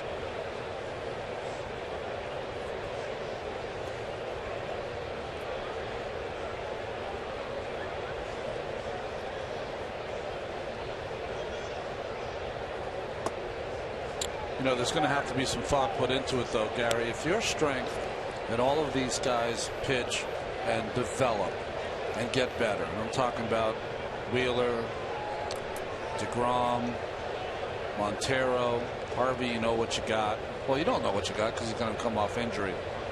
You hope you know. You hope you know. You hope you get what you have. 2-2 to Cabrera, and a check swing foul. You're going to have to put a lot of thought into. You made a good point. When they pitch well, they give their team a chance to win, but they're only in there 2/3 of the game. Right. There's a big part of the game left. So the more you can keep in your strength in the game, the better chance you have of winning that game. The more they're going to have an influence on the outcome, as opposed to 2/3 of the game where they have less influence on the outcome. Well, they've already taken some of their depth of starting pitching and moved it into the back end of the game. I mean, Familia was a starter in the minors, now blossoming as a late inning reliever. Same with Mejia. So, and Mr. Black too. Right, but although he's a relief pitcher by nature. Strikeout for Wheeler is fourth as he gets Cabrera for the first time. But you know what I'm saying? They're trying to cover the 9 innings with their pitching. But the question is, at what point do you start using those pitching resources to try to create some more offense? Yeah, well, that's going to be the hardest call of them all, because what you're doing that. Put it this way: the Atlanta Braves had a decision to make a couple of seasons ago. Do they keep Julio Teheran or Raul Delgado? Who do they identify? I think it was an easier choice than I'm making it. But still, Delgado had pitched in the major leagues and had some success. They decided on Teheran, great choice, and Delgado has not flourished in Arizona as of yet. Right, and they got a big offensive piece. Two of them, Upton and Johnson, two big parts of their offense as a result. Seth Smith 1 for 2 today, singled and scored back in the first. And you know, Sandy Alderson was asked that question at a season ticket holders gathering today, and he said, you know, things don't always work out for all your pitchers. Sometimes you have to hold on to them. You see the ERA leaders in the National League with Teheran in the top 5. That's, by the way, going to miss Wainwright. He's going to sit out a start. Yeah. He was supposed to face the Mets on Monday in St. Louis, but he's got a little tweak in his elbow. I think he's going to get a shot and sit out for a few days and miss a start, like you said. All right, they'll still see Waka and Lynn. Remember, there's ball 4 to Smith. Remember, what we forget sometimes is that coupled in that trade with Delgado was Martin Prado. Right. So you might have to use a pitching prospect and an everyday player to go out and get a couple of pieces. Right. Well, it all depends. I mean, it depends what kind of deal you're trying to put together. You're trying to put together a deal for a superstar. You're trying to get 2 or 3 smaller pieces. Whatever it is, the point is that at some point you have to figure out how to make your offense better. Chase Headley's been on base twice, and he rolls this one down to Duda. Out at first, goes for the tag play at second, and gets the double play. Nicely done by Duda, who has turned double plays of all descriptions on this homestand. That one, the 3-3-6 to end the inning. It's a double play machine. He's had the 3-6-3, the 3-6-1, and now the 3-3-6 to help out Wheeler. That gets us halfway through here at Citi Field. Still Padres 4, Mets nothing.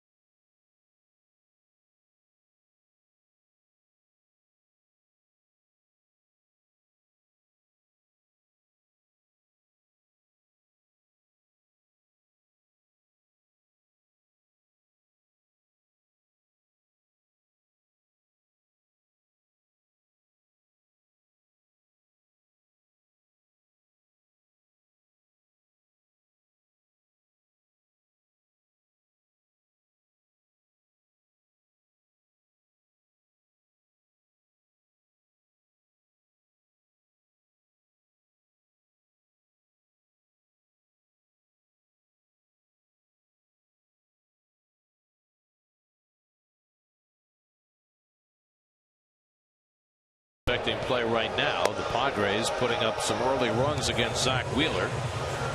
And now Jesse Hahn, in his second big league start, needs to get through another inning to qualify for his first big league win. Meanwhile, his parents are in the building and they're standing by with Steve Gelb. Steve? Gary, it's a proud father right here, and Fred Hahn. And Fred, I know it's his second big league start, but the fact that it is here at Citi Field, that you could be here, when you got the call that he was getting called up and was going to be pitching at Citi Field, what was that feeling like? Oh, it was great being so close to home that we could bring a lot of family and friends here. And Jesse actually used to come to a lot of Mets games. I have to ask, I know that they didn't win multiple state championships when Matt Harvey and Jesse Hahn were two of the pitchers, but how is that possible? Well, we had great pitching, but not a lot of hitting. And we had a great coach, Ed Harvey, Matt's dad, and just couldn't score many runs. I don't believe that for a second, because we all saw Jesse hit right there. That's the best hit I ever seen Jesse have. When you look at what Jesse's gone through, having Tommy John surgery back in 2010, for him to fight all the way up to the big leagues, what kind of a feeling does that give you as a parent? What's the sense of pride there? Not just that he's here, but what he had to do to get here. Well, I'm very proud of Jesse. He never gave up. A lot of people could have gave up, and he just worked hard and just kept at it, and here he is. What do you like most about this game right now, pitching a one-hitter in the fifth inning? That it's a one-hitter in the fifth inning. All right, Fred, I appreciate the time. Good luck the rest of the way. Thank you very much. Gary, back to you. All right, thanks very much, Steve. You know, I have to say, I'm asked this all the time, and I think my answer doesn't satisfy most fans that ask me, but they always say, what was the best game that I ever had? It always is the first game I started at Shea Stadium. There were 15 or 16,000 people there.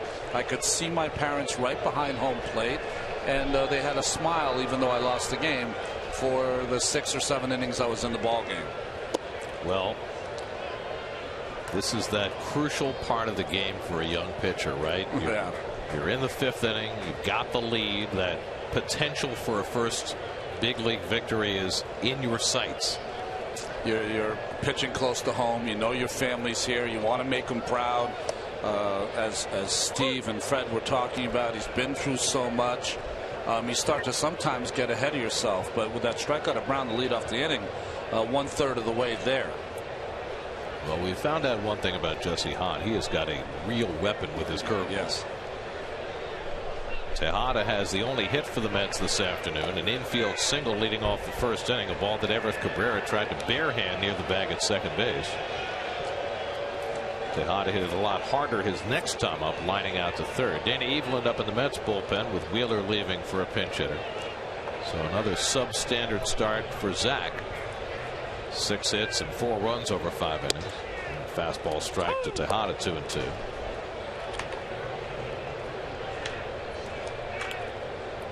I think you can fairly claim that Ruben Tejada has taken the job back. Yeah. They brought up Wilmer Flores with the express purpose of challenging Tejada or maybe replacing him. But Ruben has responded to that challenge, and he's played wonderfully over the last 3 weeks. Now the question is, can he sustain it? Well, he doesn't have to do anything different than what he's doing. I mean, I don't know what shook him back into where he's at right now, but his swing is just completely different than it was at the beginning of the season, when it was long and loopy, and now it's straight to the baseball. He gives a lot of credit to Luis Natera, the Mets assistant hitting coach. They've worked a lot of hours together trying to remake Tejada into the hitter he was a few years ago. Well, the thing about Natera, because he's been with the organization so long, you saw Ruben when he was at the beginning of developing his swing that he uses now, and Lamar Johnson and Natera and Tejada have worked awfully hard to get it back to where he was when he hit 285. Good swing there.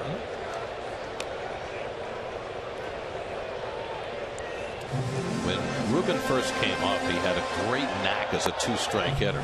It's really one of the things that made him early in his career. Good knowledge of the strike zone, good ability to work his way back into counts and then do something productive.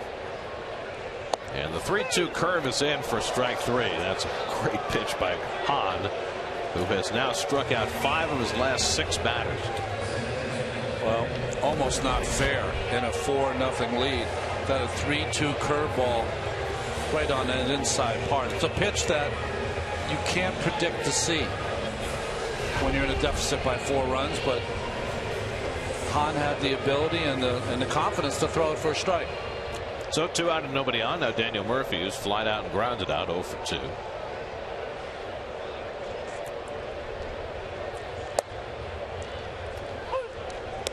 Well, the Mets had their chance in the 4th inning, got the first 2 men on, had 2nd and 3rd and 1 out, bases loaded and 2 out. Hahn held them off the board and now needs 1 more out to qualify for his first big league win.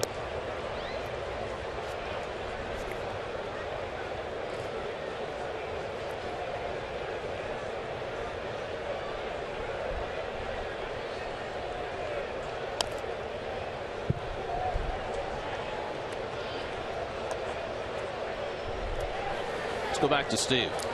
Guys, after we wrapped up the interview, I was speaking a little more with Fred Hahn, and I asked him, when they were back in high school, Matt Harvey and Jesse Hahn, did you have an inkling, could you have imagined that both of them would have been in the big leagues?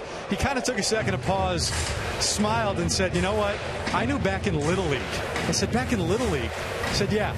They were striking out 18, 19 guys at a clip, and I knew you don't do that unless you're something special. So he's not surprised at all.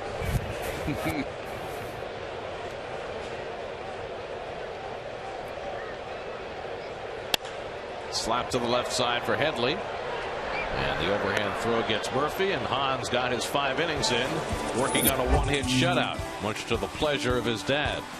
After 5 at Citi Field, 4-0 Padres.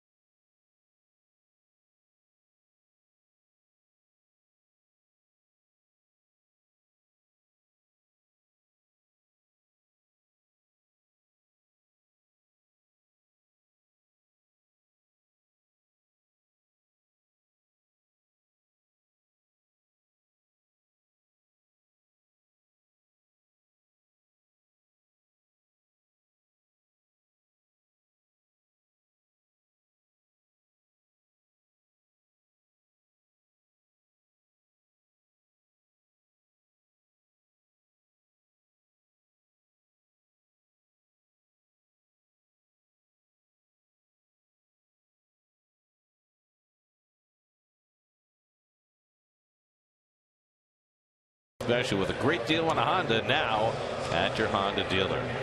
Son, take a good look around. Very nice. It's your hometown. Nice crowd in the ballpark. Ball game, and then the concert after the game. You know, all the members of G Unit are here. I was counting on it. I'm staying, by the way, for a bit. I have my family's coming in. They're taking me to dinner tonight, and I made the reservation for late because we've had we've been playing some long games. I mean, let me put it that way. Really? Yeah. So if it's not a 4+ hour game, I'm going to catch a little of it before we all go to dinner. You're going to Father's Day thing. Get rich or die trying. Exactly. There you go. Dana Evelyn on to pitch for the Mets in the 6th inning. Yonder Alonso leads off for San Diego. Drove in a first inning run with a double. That got the Padres started in this game. They got another first inning run on a wild pitch.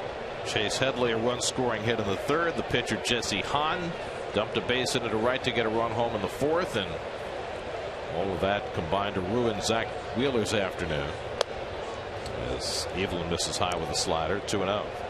Wheeler threw 100 pitches in 5 innings, 4 runs, 6 hits, 3 walks, 4 strikeouts, and a wild pitch. So that's back-to-back subpar starts now for Zach. His ERA goes up to 4.85. Not where he wants it to be.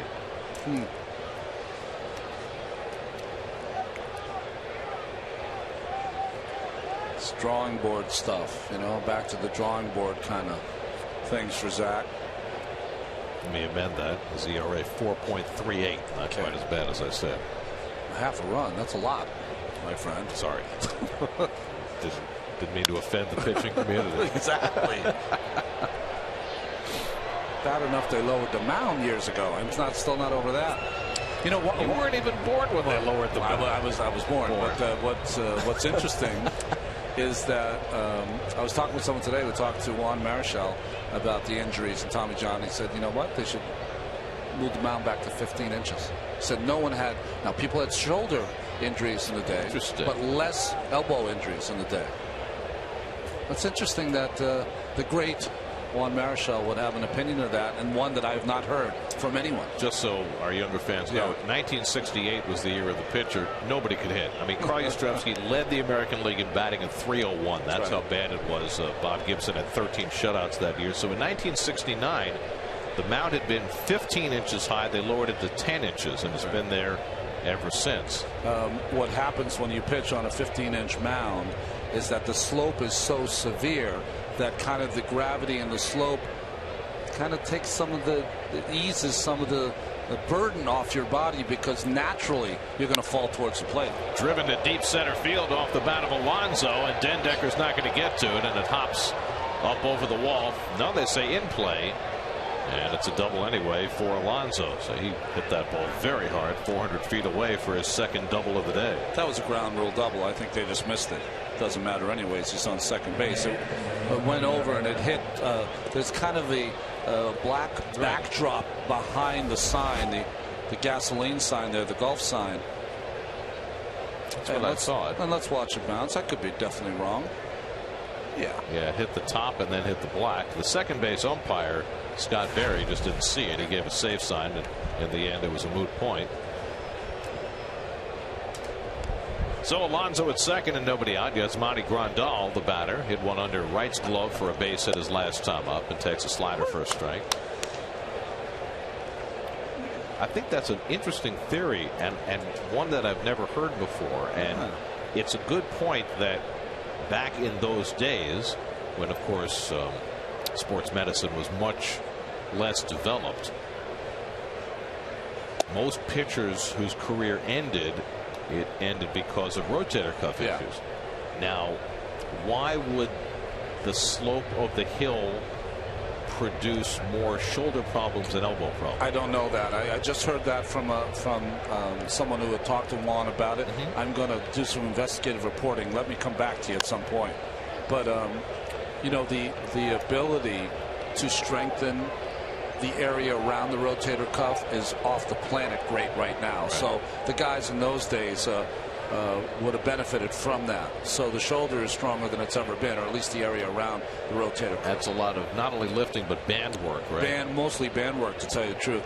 But how much are you going to be able to strengthen around the elbow? That's aren't very many muscles right around the elbow. Exactly.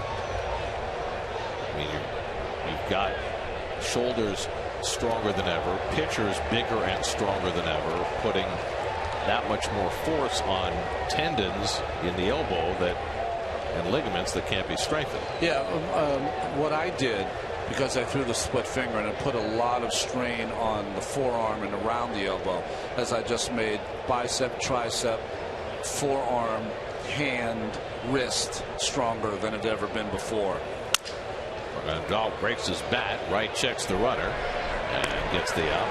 One away. Well, I ended up, Gary, with remember the tennis players from like the 60s and 70s where their arms would almost look deformed. The one they would use, like Rod Laver, would be twice the size of the other. That's kind of how my body became, from making sure that right side was strong enough to take the pressure of pitching. Could have balanced it out. It wasn't that smart. I said, let me take care of this first. We'll take care of the left later. You didn't lean to the right when you walk? I still lean to the right when I walk. Did you ever see the movie The Brain? Yes. The villain, his head kept falling to the side because his brain was too big. Cameron Maybin is 0 for 2. The runner goes, the pitch inside and no throw as Alonso steals third.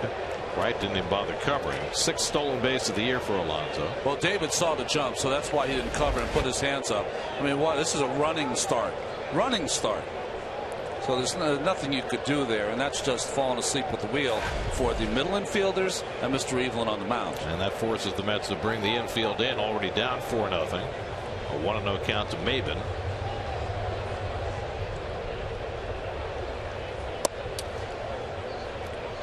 I'll just make one comment about it and then I'm off it. These are the little things that you don't talk about, but it takes no talent to do it. Holding a runner on at second base, all it takes is effort and understanding what's going on in the game. 4-0 is not a lead that you can't come back from. So you have to do everything in your power to keep it there. Certainly not paying attention to the guy at second base. Makes no sense to me. Just a lack of attention to detail. Exactly. Thank you.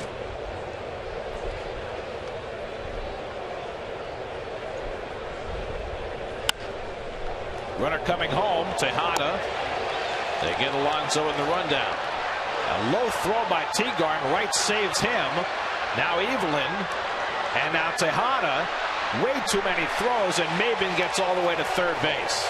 A horribly executed rundown by the Mets. They get the out, but they give Maybin time to get all the way to third. Well, on the offensive side, maybe the greatest rundown Alonso will ever have in his career. On the defensive side, just not great.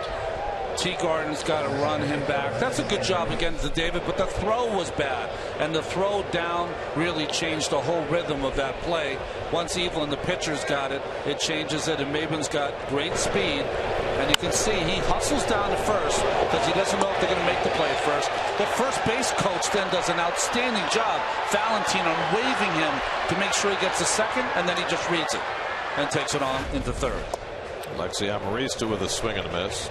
So that's your garden variety 6-2-5-1-6 fielder's choice, which is 3 throws too many. Anytime it's an area code, you're in trouble.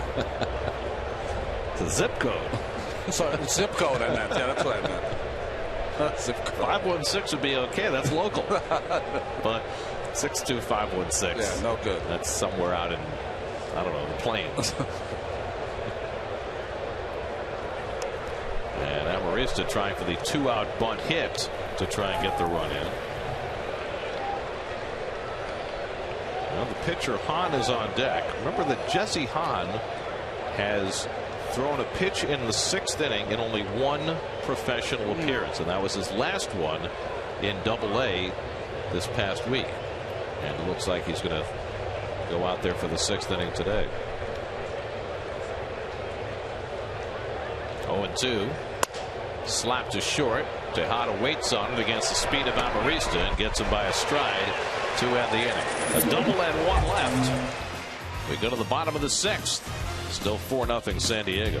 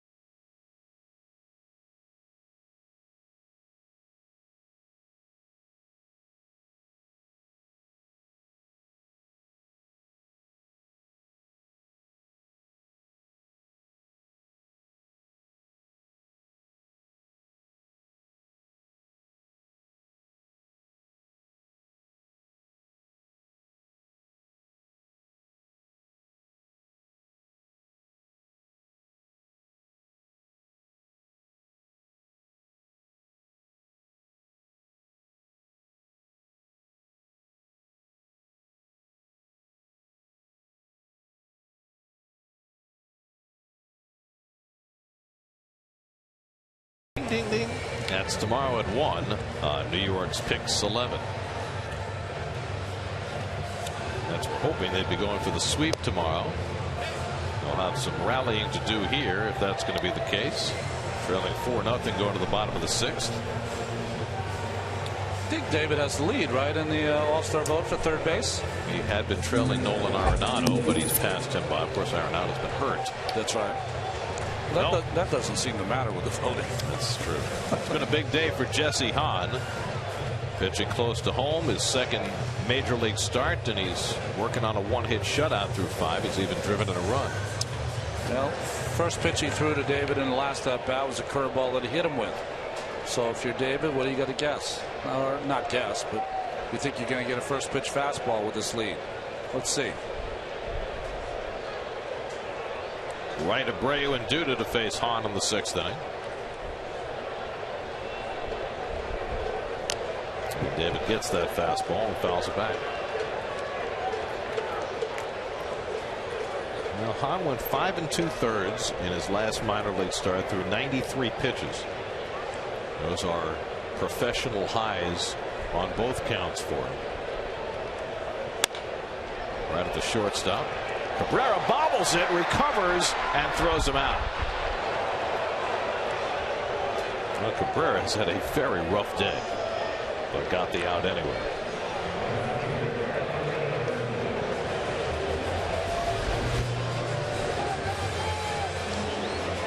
I'd have to say, just kind of a lackadaisical day for Cabrera in the field, but has talent enough to make up for the bobble. He had the ball that Tejada hit that he tried to barehand.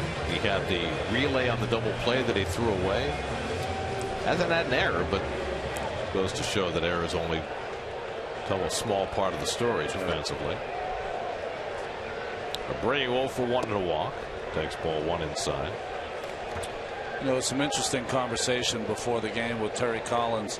You were there, Gary, when he was discussing Abreu, and a lot of questions were asked of him.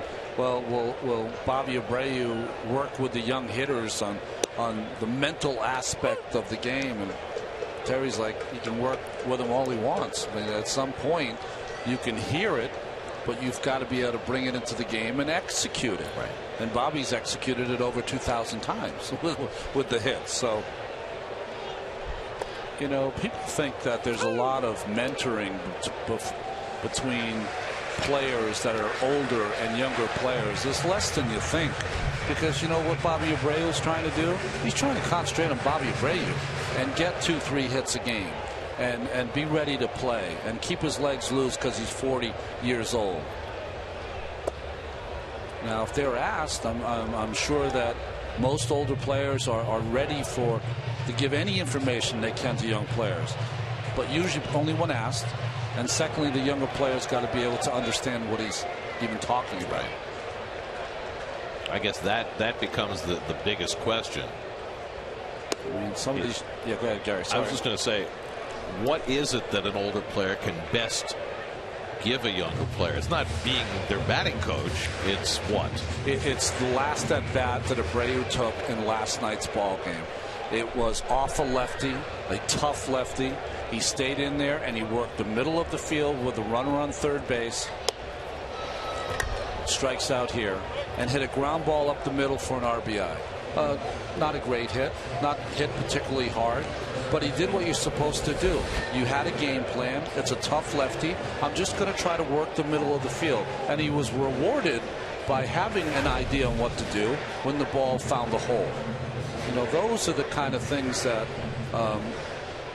the mental aspect of the game that a lot of young players are doing simple math. He's into calculus already at this point in his career. Well, you see so many hitters now who have basically one approach. Yes. And for whom what you're talking about is Greek. Yeah.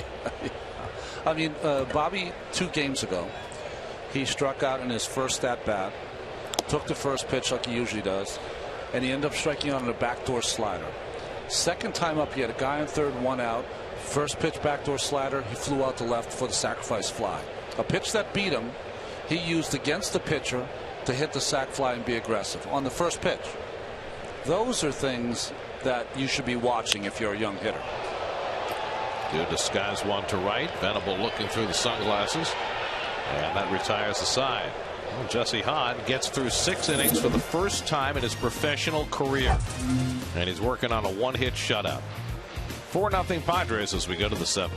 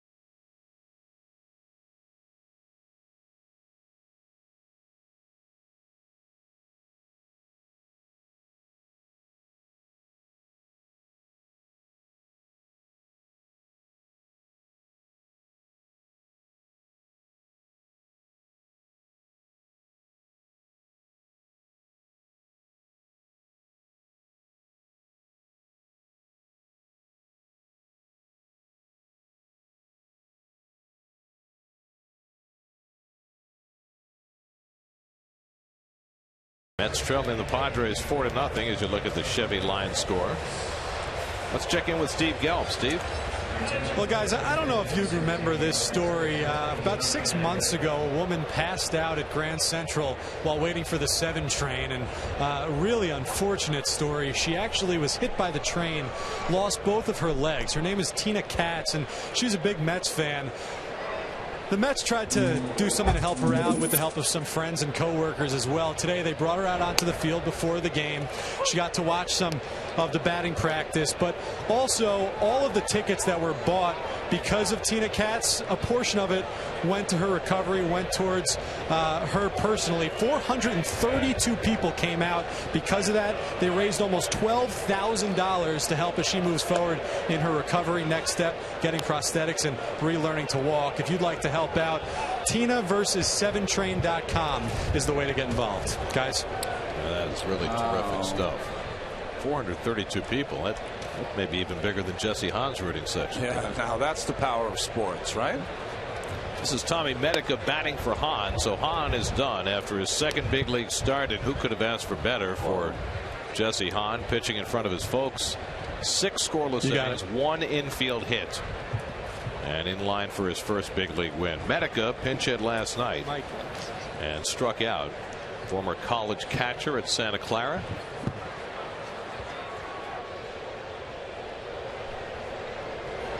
And Danny Evelyn catches the outside corner, 2-2. I haven't looked at Danny Evelyn's pitch breakdown. Does he throw his slider 100% of the time? He's the anti-Dale Thayers in the bullpen for the San Diego Padres, who's had a great time of it in the Padres uniform. But I remember when he first came up for the Mets, he threw what, like 28 or 30 straight fastballs? Exactly. What Evelyn reminds me of is a right-hander the Mets used to have, Turk Wendell, who would throw 100 sliders in a row without ever throwing another pitch. There is Dale Thayer on cue. Beautiful. Very nicely done. Thank you, Dale. I appreciate it.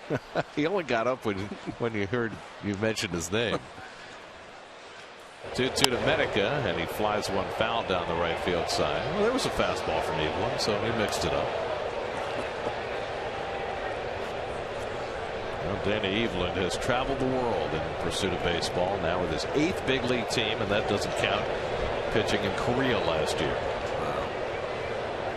Said he was a rock star, right, in Korea.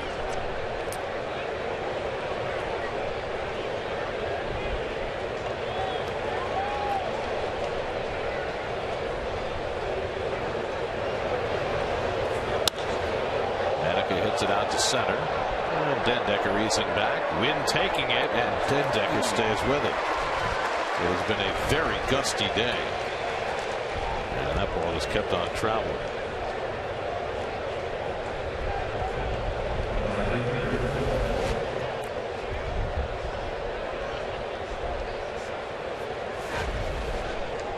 So 1 out. Evelyn gave up a leadoff double to Alonso in the 6th inning, but was able to get out of that jam. Now 1 out and nobody on in the 7th. Will Venable 0 for 3 today. Flied out, grounded out, struck out.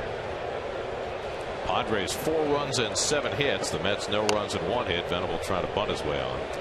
Ronnie, you had a stat before. The Padres have been so inept offensively, but on the days when they're able to put 4 runs up, they're almost unbeatable. 21-4. So Mets have their hands full. One of the reasons for that, of course, is that their bullpen has been spectacular, led by Houston Street.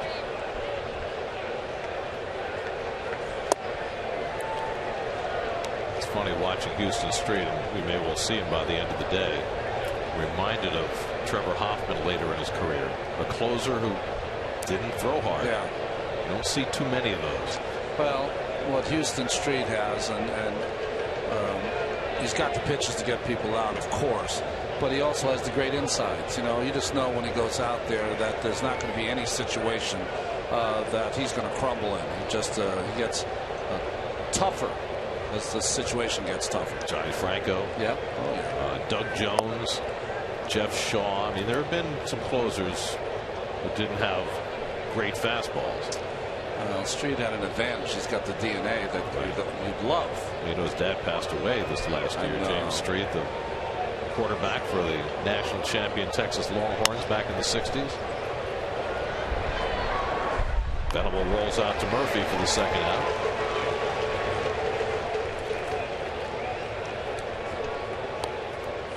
So Evelyn doing exactly what the Mets need him to. Soak up some innings in the middle of the game after Wheeler went 5. Mets are probably without Henry Mejia today again. Henry's had the back issue that forced him out of the game 2 nights ago, and probably is going to sit out today. I've got a straight word. Is it spasms or is it just stiffness? Is that what it is? Stiffness is the way it's been characterized. Okay. He's gotten some treatment. He had a little bit of swelling in his back. It's a little chilly, which I can understand. I think he told me it was going to be 85 and beautiful this weekend. What happened? I don't know. Right now it's 70, which is nice if you're in the sunshine, but very windy. Summer's due in about a week, Ronnie. Yeah, we'll see. On the calendar, anyway. We'll see. Well, I do know this. As Cabrera takes a strike. Going to St. Louis. Steamy. It's going to be 90 every day there. Perfect. Going to Miami. It's going to be Miami for 4 days. So we're giving New York a week. By the time we get back for that 2-game series with the A's, it ought to be hot. Ought to be. Looking forward to seeing that A's club, aren't you? I mean, they hit the ball to the ballpark. I think they walk more even than the Mets. I think they've walked the most in the major leagues. Is Josh Reddick back playing yet, or is he still hurt? I don't think he's back playing yet. Doing pretty well with that.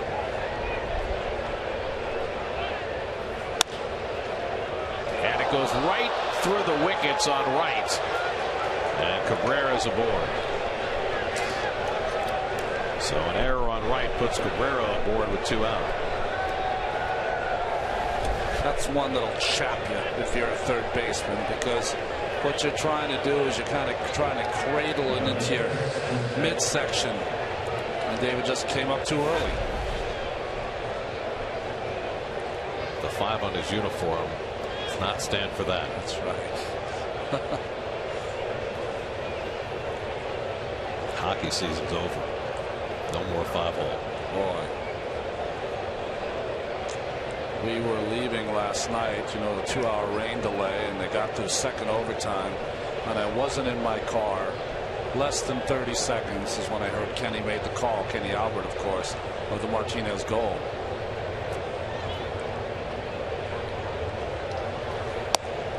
That was a great season for the Rangers. Great season. The Kings were too good and too big.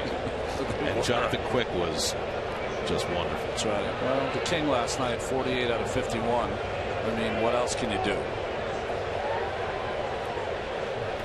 Seth Smith 1 for 2 and a walk. By the way, Kenny Albert on the radio, awesome. hockey, Awesome. fantastic. And considering his schedule, I was watching or reading in the newspapers about when all the teams were kind of still in it, and the schedule of going back and forth to the East Coast, West Coast was just fascinating. That is the life we've chosen, and he had it worse or better. I don't know what I'd use than others. Well, you know, Kenny he's primed for double overtime. Remember when the Mets played that 20-inning game in St. Louis, that 7-hour affair a few years ago? He did that game without a bathroom break. Really? So he claims. So he's for Fox. He's doing baseball today, right?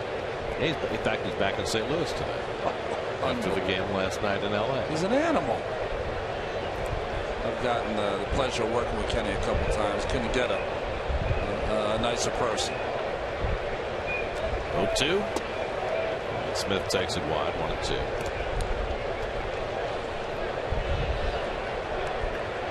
Grew up not only listening to his dad, but his uncles as well. That's right. Al Albert doing the Nets and Steve Albert doing the Mets for a while. They are the royal family, aren't they? They certainly are.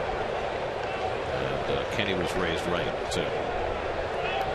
1-2. Take it high. 2 balls, 2 strikes. You know how Kenny started out in the business. No. He was Howie Rose's gopher when Howie did Mets Extra back in the 90s. See, Howie's so nice. I would never think he'd make anyone go for anything, but you don't know Howie's dark side. In the dark right now.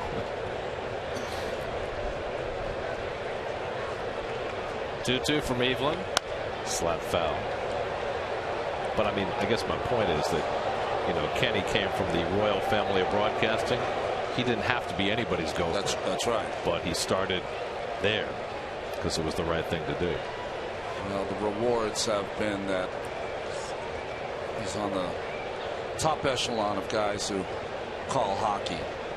You know what his first hockey gig was? The Baltimore Skipjacks. Oh, jeez.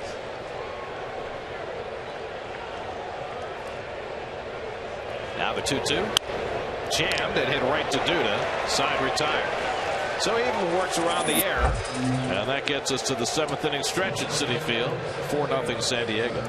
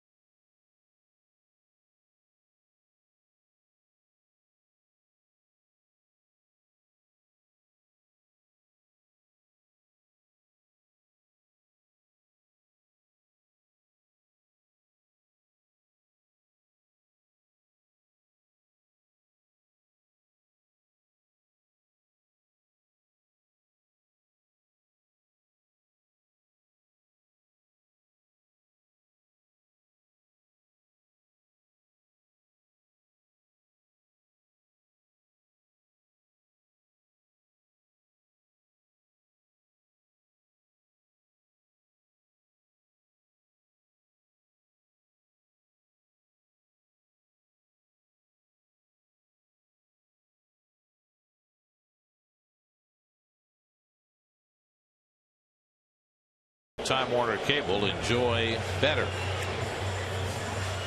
Around the Majors brought to you by your Tri-Honda dealer. Jimmy Rollins now the all-time Philly hit leader. Dominic Brown a 3-run homer. Phillies beat the Cubs 7-4. Andrew McCutchen on a home run tear. A 3-run shot today. Pirates lead the Marlins 8-2 in the 7th. And I know there was another note there, but I don't know what it was. That's all right. Here's Chris Young taking a strike. Oh, it was about Buster Posey hit a home run. Hunter Pence has as well. The Giants and Rockies are all tied up. There's Del Thayer, the former Met, on to pitch in the 7th inning for San Diego. Well, Posey has not been on fire, so San Francisco, nice to see that. Chris Young pulls one foul.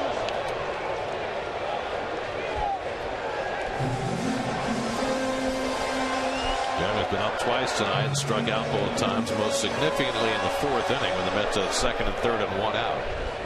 That's what failed to score in that inning. Gonzalez Herman now up in the bullpen. And Young bounces one foul. Del Thayer did not catch on with the Mets, but 133 games, Gary, in the last couple of seasons for San Diego. And he was even closing games for a while. Yeah. He was just an extra guy in that bullpen when he was with the Mets in 2011. 1-2 to Young. Just needed to grow that great stash he's got working. What is that called? It's not a goatee, or maybe it is. I don't know what it is, but it's cool. Tombstone kind of stash. Young strikes out for the 3rd time today, and he's hearing it more and more from the crowd with each passing at bat.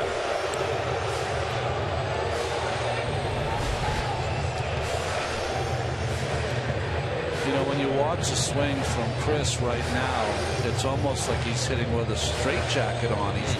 He's having a difficult time getting any extension with his arms, pulling them in, but nothing left. Here's Taylor Teagarden, who's popped up and walked today, 0 for 1. By the way, our stat guy Dave Freed had a good call on the Del Thayer mustache beard combination. Says it's the Goose Gossip. Oh, very good. Nice call. And Thayer's got a little bushier, but he's right there. 0-2 to Teagarden. I'm just so happy at the end of my career was the end of Goose's, and I was teammates with Goose for a season. I got to get all of the Billy and Mickey Rivers and Yankee stories. Reggie. From the Reggie. Oh yeah, Reggie. Thurman. Oh. Can't repeat any of them. Headley makes the play on Teagarden, 2 out. Well, this has been an empty day offensively for the Mets. I mean, they've had some poor offensive days this year, but there's been nothing going on. Infield hit for Tejada leading off the first inning. The rookie Jesse Hahn went 6 innings, allowed just that infield hit, 3 walks, 7 strikeouts. And now 9 straight Mets have been retired. Here's Matt Dendecker, who's 0 for 2.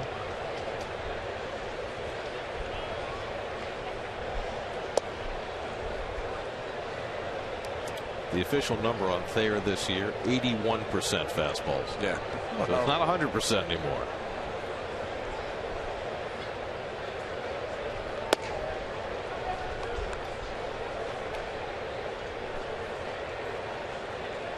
Dale first came up to the big leagues with Tampa Bay.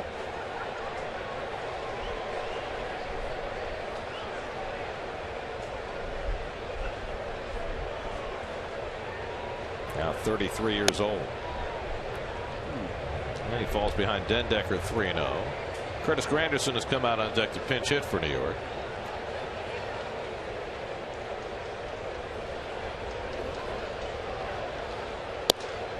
Here's a strike. You know how there are a lot of colleges in California? We've got 2 different collegiate systems, UC and Cal State. Del Thayer went to Cal State Chico. Never heard of that one before. You ever heard of that? I've heard of Chico. It's Cal State Chico. Chico State. Yeah, well, I've heard of Chico State. Oh, so you know Chico State. I know Chico State. You know why? Because Playboy magazine always said it's the greatest party school in America. Chico State, for like 10 consecutive years. Now I wish I had known that when Dale was with the Mets. Maybe I'll have to go to the Padres clubhouse tomorrow and ask him about that. Greatest party school in the country, you said. For 10 years straight. Joaquin Benoit gets up in the bullpen for San Diego. Well, here's Granderson to pinch it. Curtis has been sitting out with a calf injury the last couple of days, and he pops up the first pitch foul. That'll go out of play. Curtis did pinch hit 2 nights ago and was intentionally walked, and the Mets had to run for him. By the way, 2 other big leaguers out of Chico State besides Del Thayer. Drew Carpenter, who pitched a little a few years ago, and Clay Dalrymple. Remember him, the catcher back in the 60s? Guy with the name nobody could spell. That's right. Remember George Costanza tried to spell it. That's right. In a Seinfeld episode. Yeah.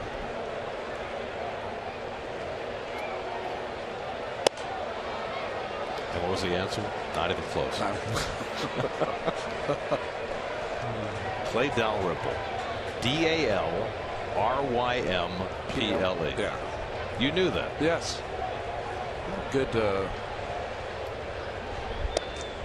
Well, you know why you know that? Because you grew up spelling Yastrzemski. Yastrzemski, yeah, right. Yastrzemski. I'm still working on Samardzija. The I comes before the J. That's right.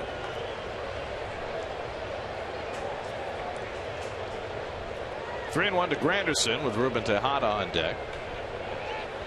And Curtis lines one. Foul.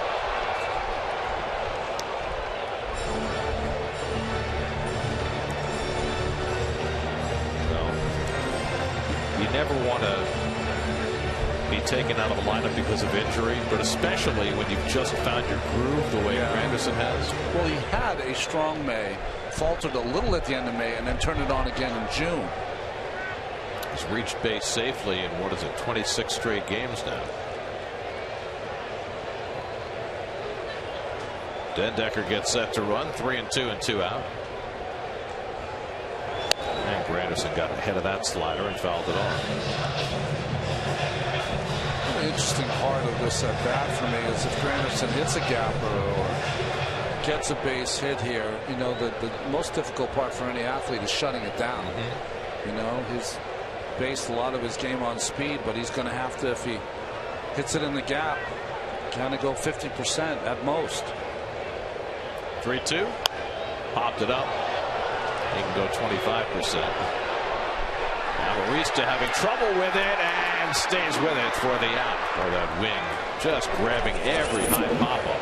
And Amarista did a nice job of staying with it to record the out. On a windy day, Amarista equal to the task. Mets have been one hit through the first 7 innings. Padres leading it 4-0 going to the 8th.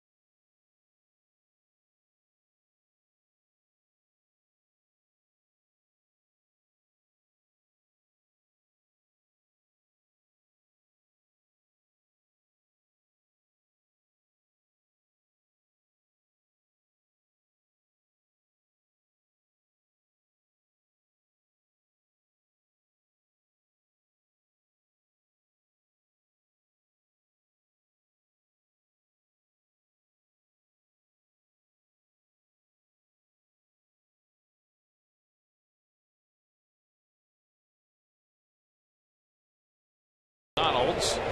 This is how the Mets' first inning began. Ruben Tejada, tough ground ball. Everett Cabrera can't make the play. That, my friends, is the Mets' only hit in this game. Now, keep in mind that the San Diego Padres are the only franchise in Major League Baseball that's never had a no-hitter. That play is all that stands between them and a no-hit bid today. Well, Gonzalez Herman back. He's already had one appearance since coming off the disabled list. Important part of that bullpen before he got hurt. Chase Headley leading off in the 8th inning. That's right. They haven't had a no-hitter. Have they had the cycle yet? No. They haven't had the cycle either. No no-hitter, no cycle. They've been around since 1969. That's amazing. They and the Mets have been the only two without a no-hitter till Mr. Santana took care of that 2 years ago. Now, very early in the Padres' history, I think it was their second year, I think it was 1970, Clay Kirby, a young pitcher with the Padres, had a no-hitter going against the Mets, but he was trailing in the game 1-0. And in the bottom of the 8th inning, Preston Gomez, the Padre manager, batted for him. Oh. Which, you know, the Padres were a terrible Exactly. team. Where are they going? And he caught an incredible amount of heat for that. Well, he should have. I mean, come on. McFly. I mean, come on.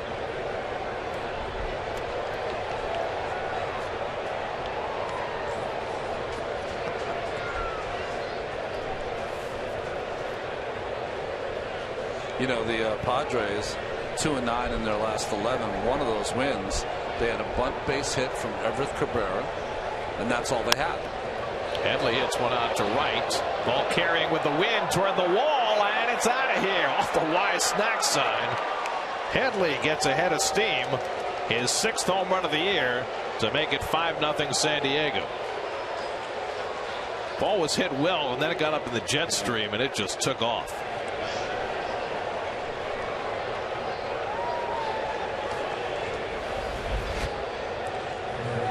Well, we saw it earlier when Dendecker had to go back on a ball that really drifted on him.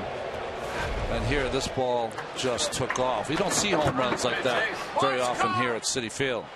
Well, the Padres had gone 13 straight games without scoring more than 4 runs. They break that streak. Popped up by Alonso into shallow left. And Young comes in to get it 1 out. What makes that fascinating is that it was the second time this year that the Padres had a stretch of 13 games where they scored 4 runs or fewer. The only other team that's done it once was the Braves back in late April, early May. But the Padres have done it twice, and they snapped that with Headley's home run. So 13 games from now, whoever they're playing, look out. Probably so. Here's Grandal, 1 for 3. Zach Wheeler went the first 5, allowed 4 runs and 6 hits, walked 3, struck out 4. Dana Evelyn 2 scoreless innings, allowed just 1 hit. And now Herman has given up a home run in the 8th. 2-0 to Grandal.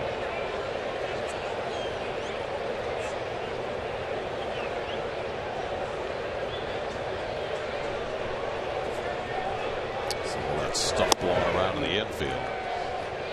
And it's been windy all day. I think it's only gotten stronger as the afternoon's gone along.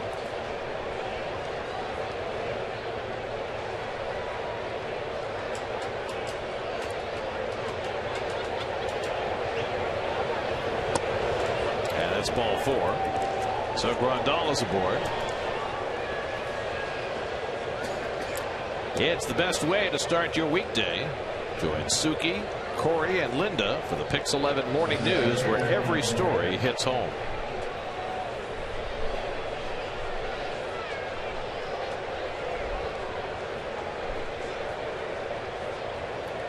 Where do you suppose Fitty and his co-players are right now? Chilling. It's from Queens. Toward the hole, a broken bat hit for Cameron Maybin. And the Padres have 2 men on. So Maybin with his first hit of the afternoon at the price of a bat. Now, do you think they're, hanging out at Shake Shack? No. He's too big of a star. He can't really hang out anymore, Gary. Dan Wharton's going to come out to speak to Gonzalez Herman. So you're saying they've got a trailer, a green room, something special set up for Fitty? I would say they got the big tour bus where you just chill, probably watching WPIX, watching the Mets here. You think? Yeah. Going over the set list. Reuniting with G Unit, saying. You wait. They're going to open up with In Club? What? I don't know what he's going to open up with. I think, though, to try to get back in some good graces, needs to open up with the first pitch. Just come out on stage, recreate a first pitch, and throw a strike. I don't think that's happening. It's not happening. Because Curtis is not here today. It's Fitty. Okay. Here's Alexi Amarista, and he takes a strike. Well, I'll tell you what. I mean, Fitty was huge about, 10 years ago when his first release dropped. Yeah, very nice, very nice. And he's still a big star, but he's maybe not as big as he was a few years ago. That first pitch put him back on the top line. That's right. It's that viral thing, right? Things go viral. Like this week when Carlos Torres, right, punched himself in the head. He was mad at himself, so he gave a couple of punches to the head. That went viral. Right. I mean, I've seen people commenting on Fitty's first pitch saying it was the worst ever. Wow. Worse than the Cincinnati Mayor. Fly ball out to left, and back goes Young. And Amarista retired for the second out. I mean, there have been some bad ones over the years, but some people are saying it was the worst ever. And I know how you feel about, worst, best ever. Yeah. Well, my issue is that here it was. Yeah, it almost hits the cameraman. Look at that. I mean, he almost gets him. Mark Levine almost took one of the chops. My thing I find very interesting is that not a lot of people can throw. I mean, like play catch. I find that very interesting. I mean, everyone grows up playing the sport or throwing a ball at some point. Most people, right? I don't know. Maybe not. I know when we were kids they did. Yeah, maybe they don't anymore. I don't know. But I'm talking about even guys my age that are going out there. But I will say, and this is on their behalf, the only time I've thrown out a first pitch was at the 2000 World Series. And I did it with Mookie and Gary Carter or someone else. So there's 4 of us, 4 catchers. And that was the only time I've ever been near the Shea Mound. And I was a little nervous. I was like, well, wait a minute. I felt that little tingle that you're not supposed to feel out there. And I think that's got to be exponentially worse for the amateurs out there. Well, there's another thing. Yeah. And this is an absolute. If you're going to throw out a first pitch at a Major League Baseball game, you got to warm up. You got to understand and throw a few. It can't be the first ball you've thrown in 20 years because then you're in trouble. The best I've ever seen, because we're talking about the worst, I saw Nolan Ryan in the playoffs 2 seasons ago in Texas throughout the first pitch and easily was 85 miles an hour. That's 2 years ago. Well, Nolan Ryan is Nolan Ryan, Yeah. but if you get away from Major League Baseball players, the best I've ever seen, George W. Bush. It was unbelievable. That's right.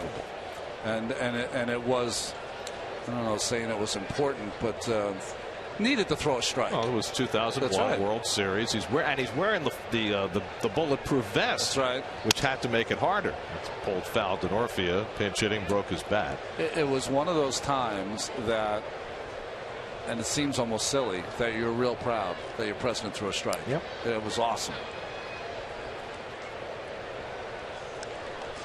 It's the whole backstory, I guess. Apparently, he had warmed up in the bowels of Yankee Stadium in the batting cages, and that Derek Jeter had come up to him and said, hey, 2 things.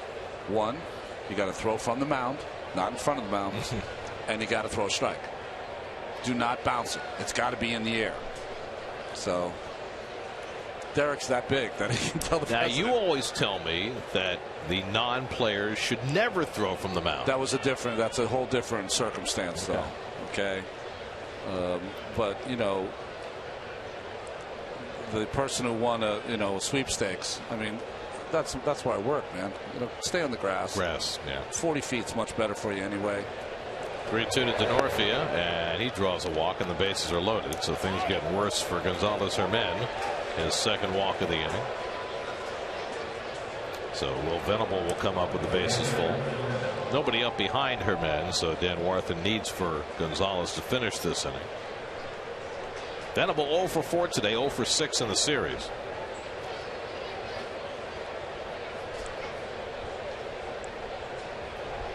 Have you ever thrown a first pitch? Never. Oh.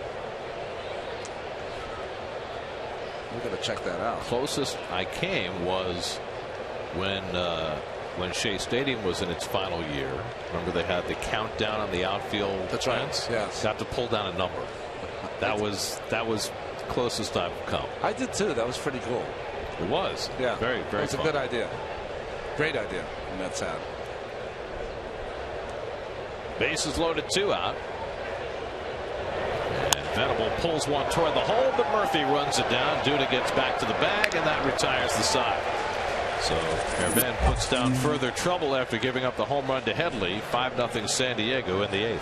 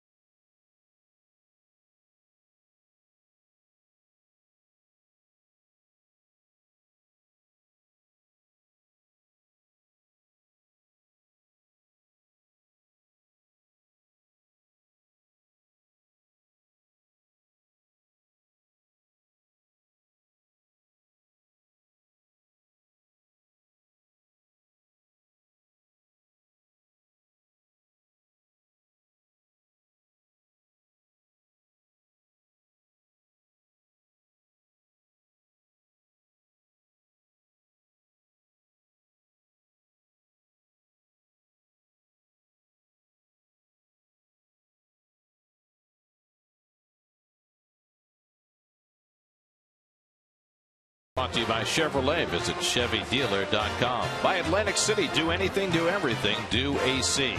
By the 2014 Mazda 3 with seamless connectivity. By the New York Lottery. Hey, you never know. And by your Tri-State Ford dealer. To see why the competition just can't compete, visit TriStateFord.com.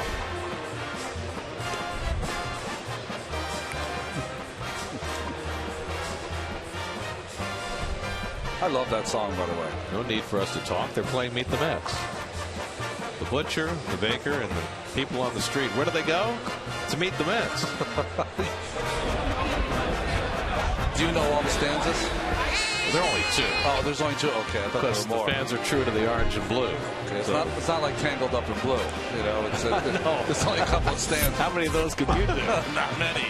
36-year-old Joaquin Benoit comes in to pitch the bottom of the 8th. Well, what a career Benoit's had, and of late with some of those good teams in the American League.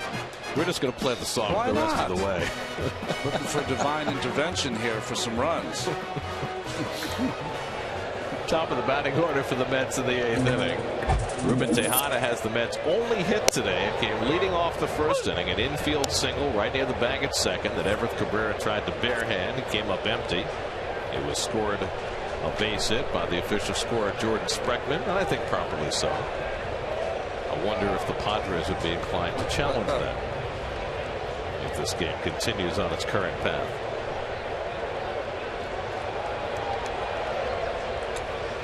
Well, remember when we were doing, because everything kind of faded in and out, we did those 5 games in 5 days in Philadelphia, and we had the 9 innings, 14, 14, 11, 9.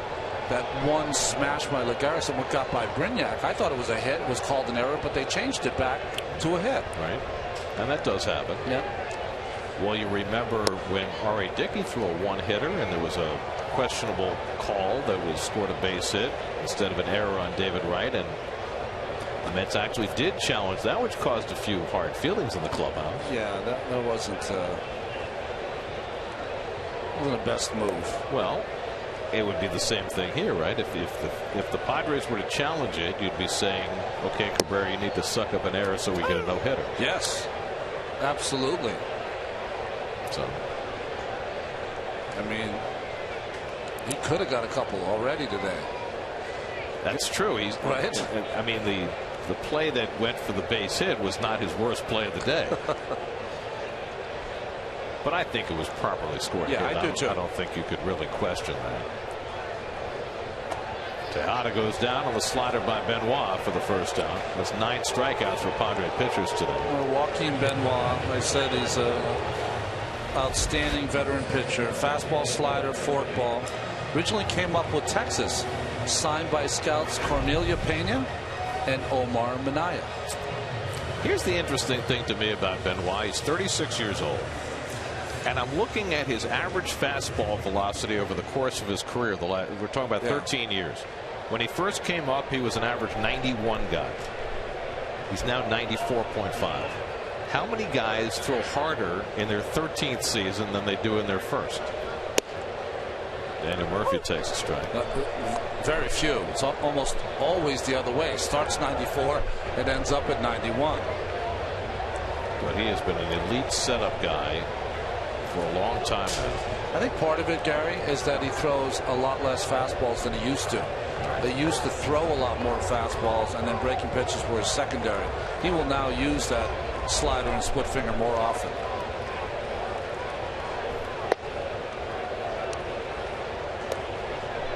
Murphy 0 for 3 today. Flied out, grounded out twice. Started the day with a 7-game hitting streak. David Wright on deck. Mets have been shut out 6 times this year.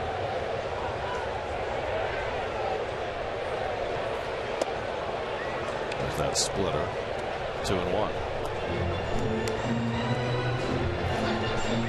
The Padres, for all their good pitching, and they do have a good pitching staff, have only had 1 shutout this year. They've been shut out 11 times, but only 1 shutout for their pitching staff. You know, a lot of folks didn't hear a lot of Benoit. He was the setup man for Jose Valverde in Detroit for the last couple of seasons.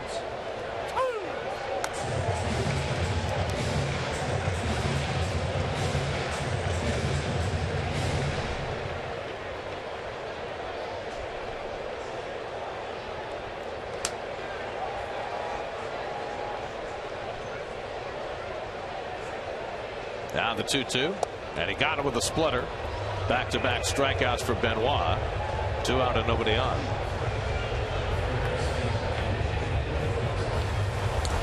Well, he's got a good one. You said when you have 94 and you can throw one that disappears on, that's as good as it gets. And that's probably a big reason for his success. Very few pitchers throw the split finger anymore, and we're seeing it now with Masahiro Tanaka with the Yankees. It's just a pitch that I know is discouraged, but some pitchers are going to start throwing it, I'll tell you, because they've seen the success of Tanaka and others. That's how it started in the first place, right? They saw Bruce Sutter and everybody wanted to throw that pitch.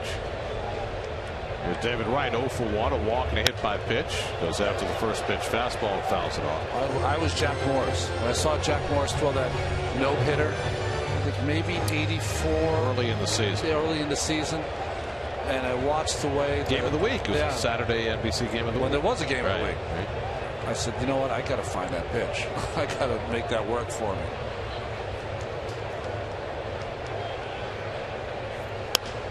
David lunging. Who's going to get it? It's going to be the right fielder, Venable. Side retired. Mets go 1-2-3 again in the 8th. 5-0 Padres going to the 9th.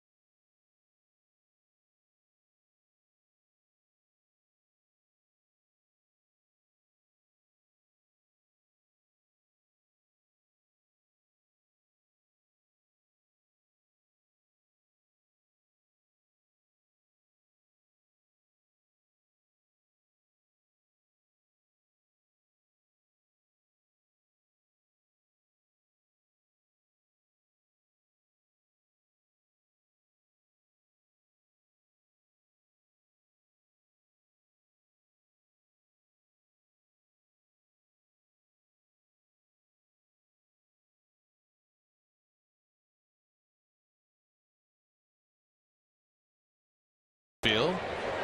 Great day for hanging out in the ballpark. Not such a great day for seeing the Mets do much offensively. One infield single in the first inning has been the sum total of the Mets offense today.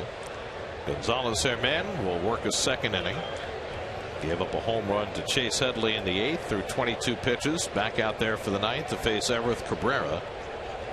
Cabrera 1 for 4, singled, stole a base, scored a run back in the 3rd.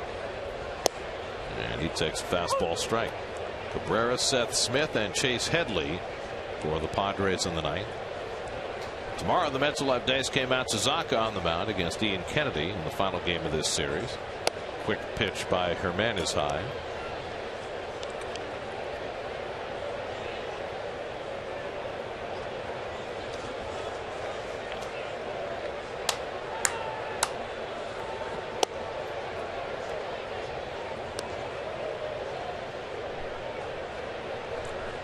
Where do you think Jesse Hahn is right about now? Boy, he is. He's probably answering texts.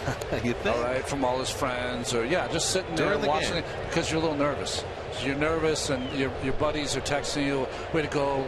I hope they can hold on." Yeah, you're right. I saw your dad on TV, Fred. That was really cool. Yeah, he looked a little nervous. All that kind of stuff you're doing.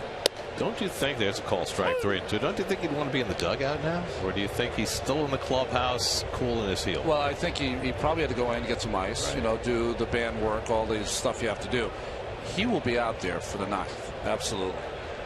But the greatest thing is to walk on the field. If you don't pitch a complete game, walk on the field and shake hands. And then you get the ball. Yes. First big league win. There's a good looking changeup by Herman to strike out Cabrera, his first strikeout. Play of the game brought to you by the 2014 Mazda 3 with seamless connectivity.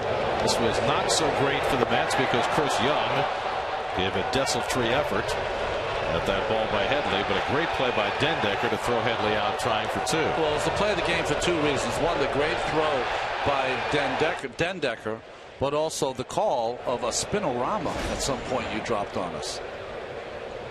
Got that watching Alex Kovalev.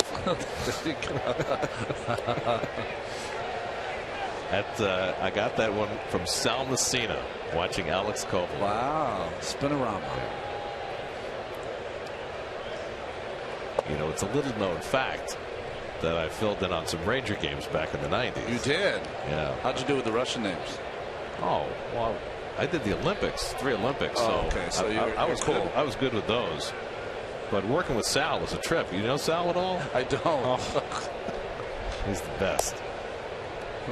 Sal Red Light Messina, former Long Island Duck. Back when they were a hockey team, not a baseball team. Seth Smith 1 for 3 and a walk today. And Herman gets a strike, 3-1. Let me tell you something. When I was doing those Ranger games in the 90s, this was a couple of years after they won the Cup and they had Gretzky. Being around Wayne Gretzky was one of the great thrills of my life.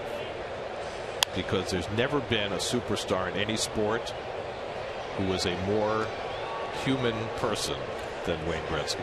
He's the most humble person you'll ever be around. Just a sweetheart of a guy. I mean, if you didn't know what he did, you'd have no idea. That's the. I mean, Messier, Gretzky, Leach. No one's less impressed by his stats than Wayne. Just played. But that Ranger team, Adam Graves, you ever been around Adam Graves? I have, yeah. I mean, yeah. Mike Richter. I mean, just great people. In addition to being a wonderful hockey player. You know, when you think about it, I know that Richter's gone on and has run marathons and has been an amazing man in raising money for charity. Adam Graves, when you're around him, you feel like you're around a head of state. I mean, that's the kind of cachet he brings along. Messier, of course. Leach. I know Messier right now is doing a lot of work to try to stop the concussions in hockey, which is what a noble effort that is.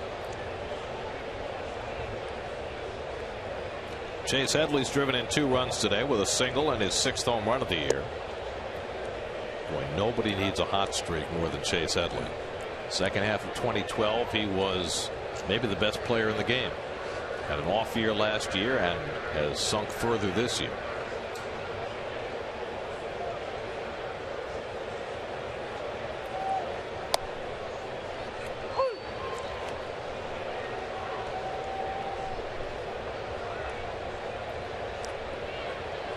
Just sad that Keith isn't here, because you know what he'd be doing right now. He loves dropping Headley. Not Heady. That's Headley. Like Heady Lamar, right? Doesn't he look like Popeye with that smile and the bicep? He does. He looks like he needs the spinach. He'll take his sauteed, though, not in a can.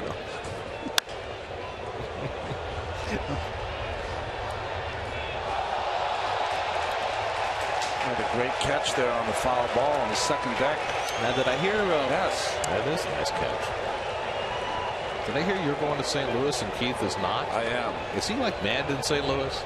Well, he is only allowed 42 Lou Brocks a year, and he's at 40. So we figured if we're in St. Louis, he definitely would go over that.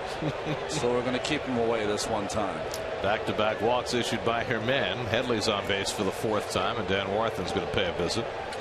Well, it's one of those games where, as a young pitcher, Herman, you're out there to, not get anyone else up in the bullpen so you can save it for tomorrow's game.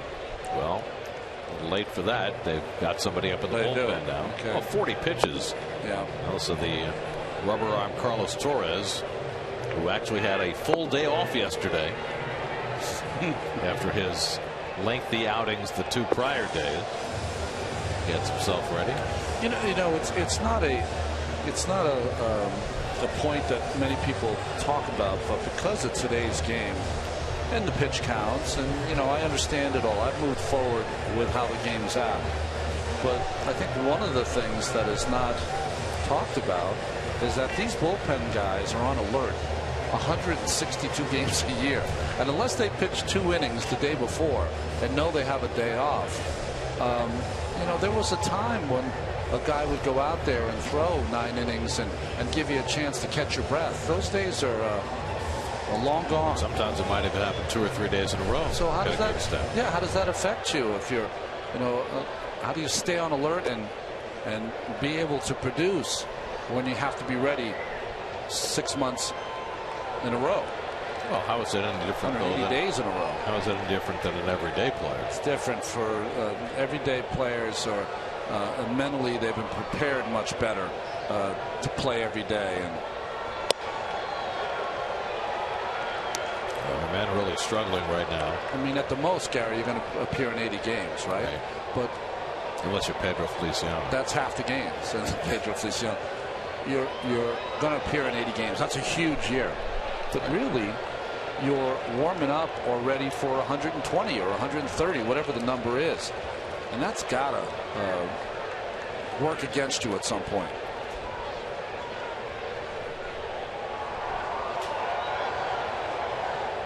Well, this is only Herman's second outing since coming back from the disabled list. Getting pushed awfully hard here. 2-1 to Alonso. Alonso with a pair of doubles today. He's driven in a run. He's even stolen a base. Got in the greatest rundown this season, right? The 6.2516 rundown.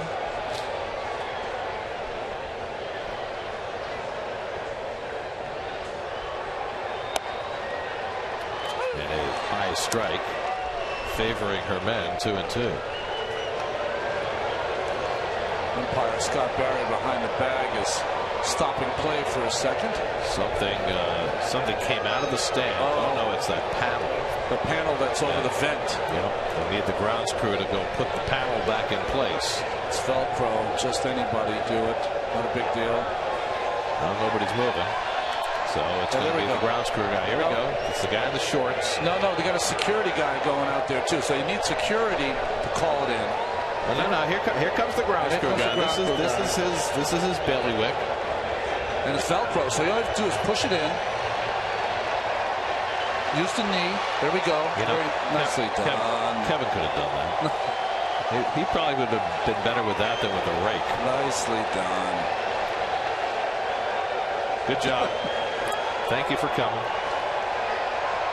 Back to Marjan. At least this time, there was no refusal. Here's the 2-2. Pulled down to first. Duda gets the middleman, and they turn 2. Nicely done. 3-6-1 double play. Second one that Duda started today. And that gets Herman through the top of the 9th. Last licks for the Mets with Abreu, Duda, and Young coming up. Trailing 5-0.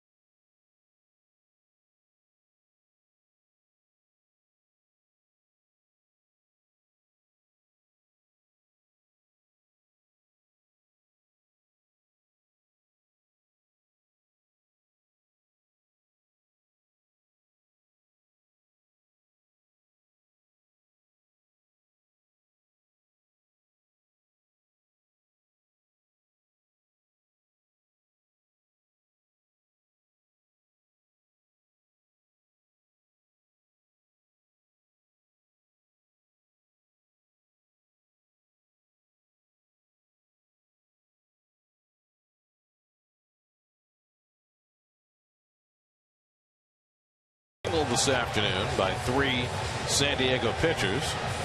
Connecticut native Jesse Hahn in line for his first big league win.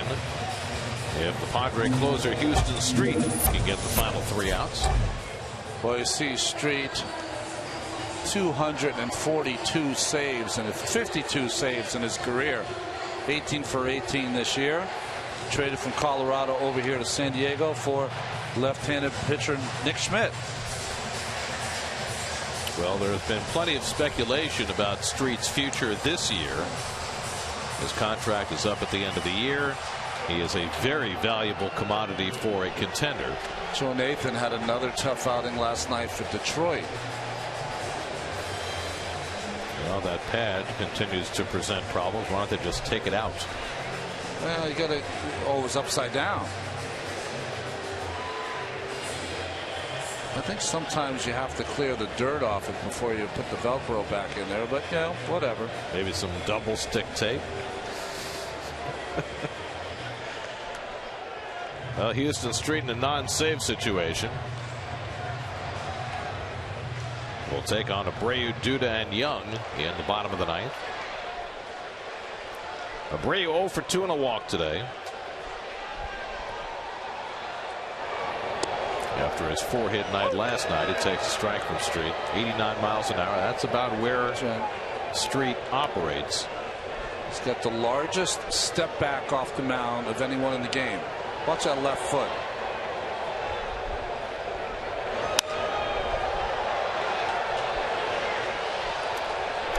He will step so far to the first base side, and then his right foot contacts just that bare little corner of the rubber on the first base side. It comes off the rubber for a while. I mean, he steps so far back that he gets on the downslope on the back of the mound or the side of the mound.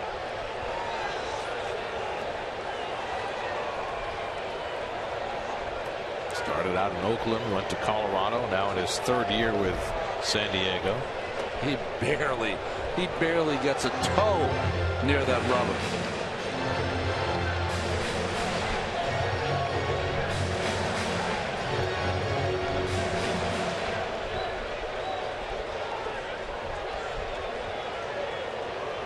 Look at those numbers. I mean, we talked last night about it. He does not get nearly the credit he deserves.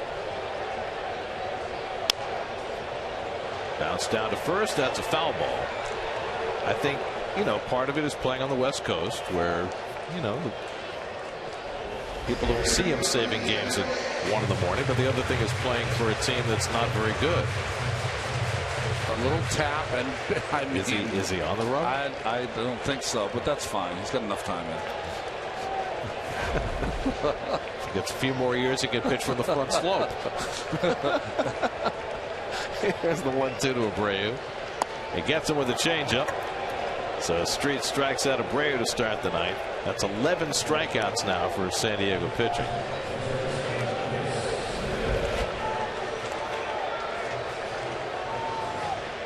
Well, it's a good pitch when it even fools Abreu.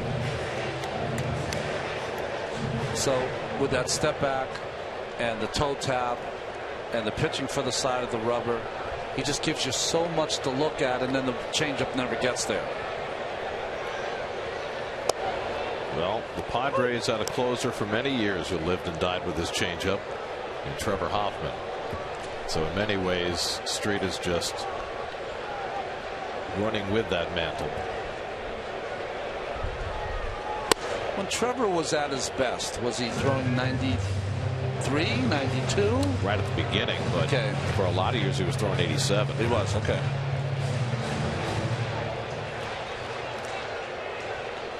But he threw that changeup at 78. Get a lot of outs with it.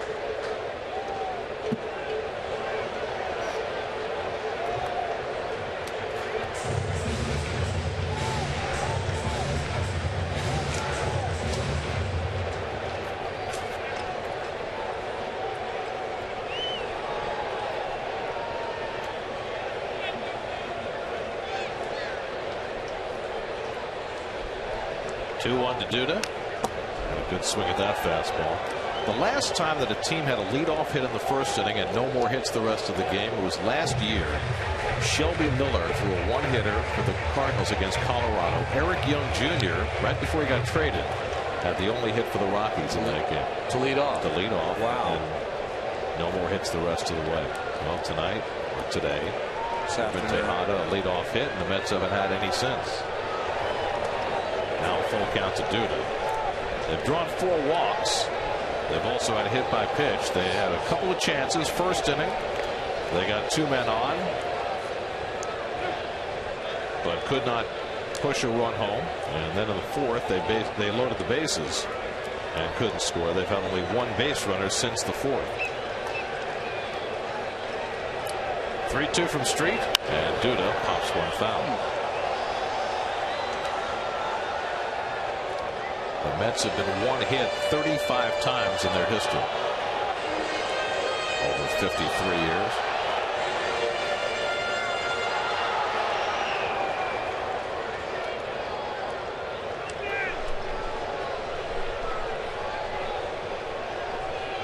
Again, the 3-2 coming to Duda. And he pops one up into no man's land. And that's going to fall for a base hit. So they played the overshift. Headley a good 60 feet off the line. And Duda dumps one in for the Mets' second hit of the day.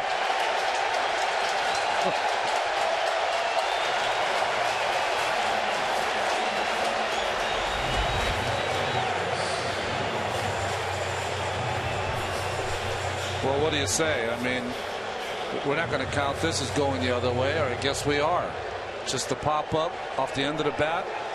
Nothing Headley could do. You write it in your scorecard as a duck snort. There you go. Chris Young has struck out 3 times today, trying to avoid the dreaded golden sombrero. He's seen his batting average drop below 200.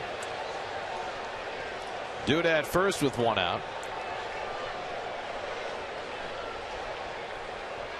So the Mets have had 2 hits, bracketing the game. An infield single in the first and a duck snort in the 9th. That's DS in your scorecard. Yeah, right. And Duda will take it. I mean, if they're going to play the shift against you, right, they're going to take away hits when you hit the ball hard to the right side, and every once in a while you get the soft hit to the left. You're owed one, right? At least one. Look how many Brian McCann is owed. Yeah, right.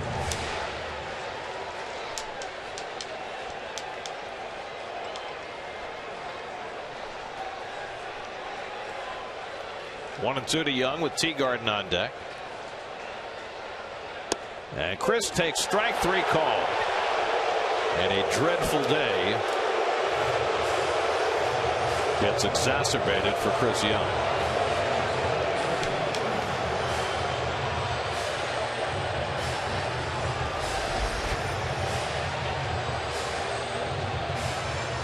The ball came back a little bit. Grandal brought it back a little bit, and they got the call from Bellino.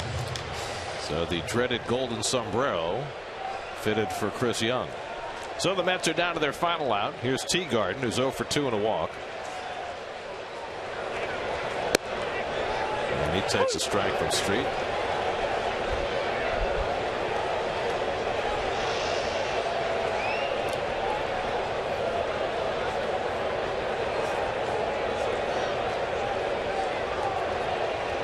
Duda runs. Teagarden fouls it at the plate. And now the Mets are down to their final strike. Well, there's going to be some celebrating up in Groton, Connecticut tonight in the Hahn household.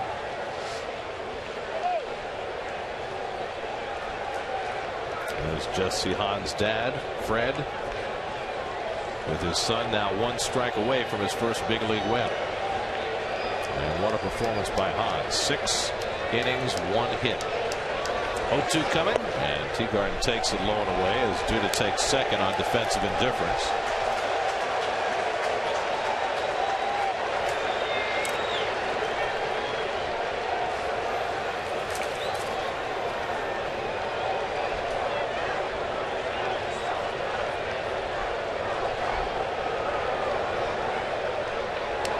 Street trying to put on the finishing touches. And he strikes out Teagarden to end it. Street strikes out 3 in the ninth. Connecticut native Jesse Hahn has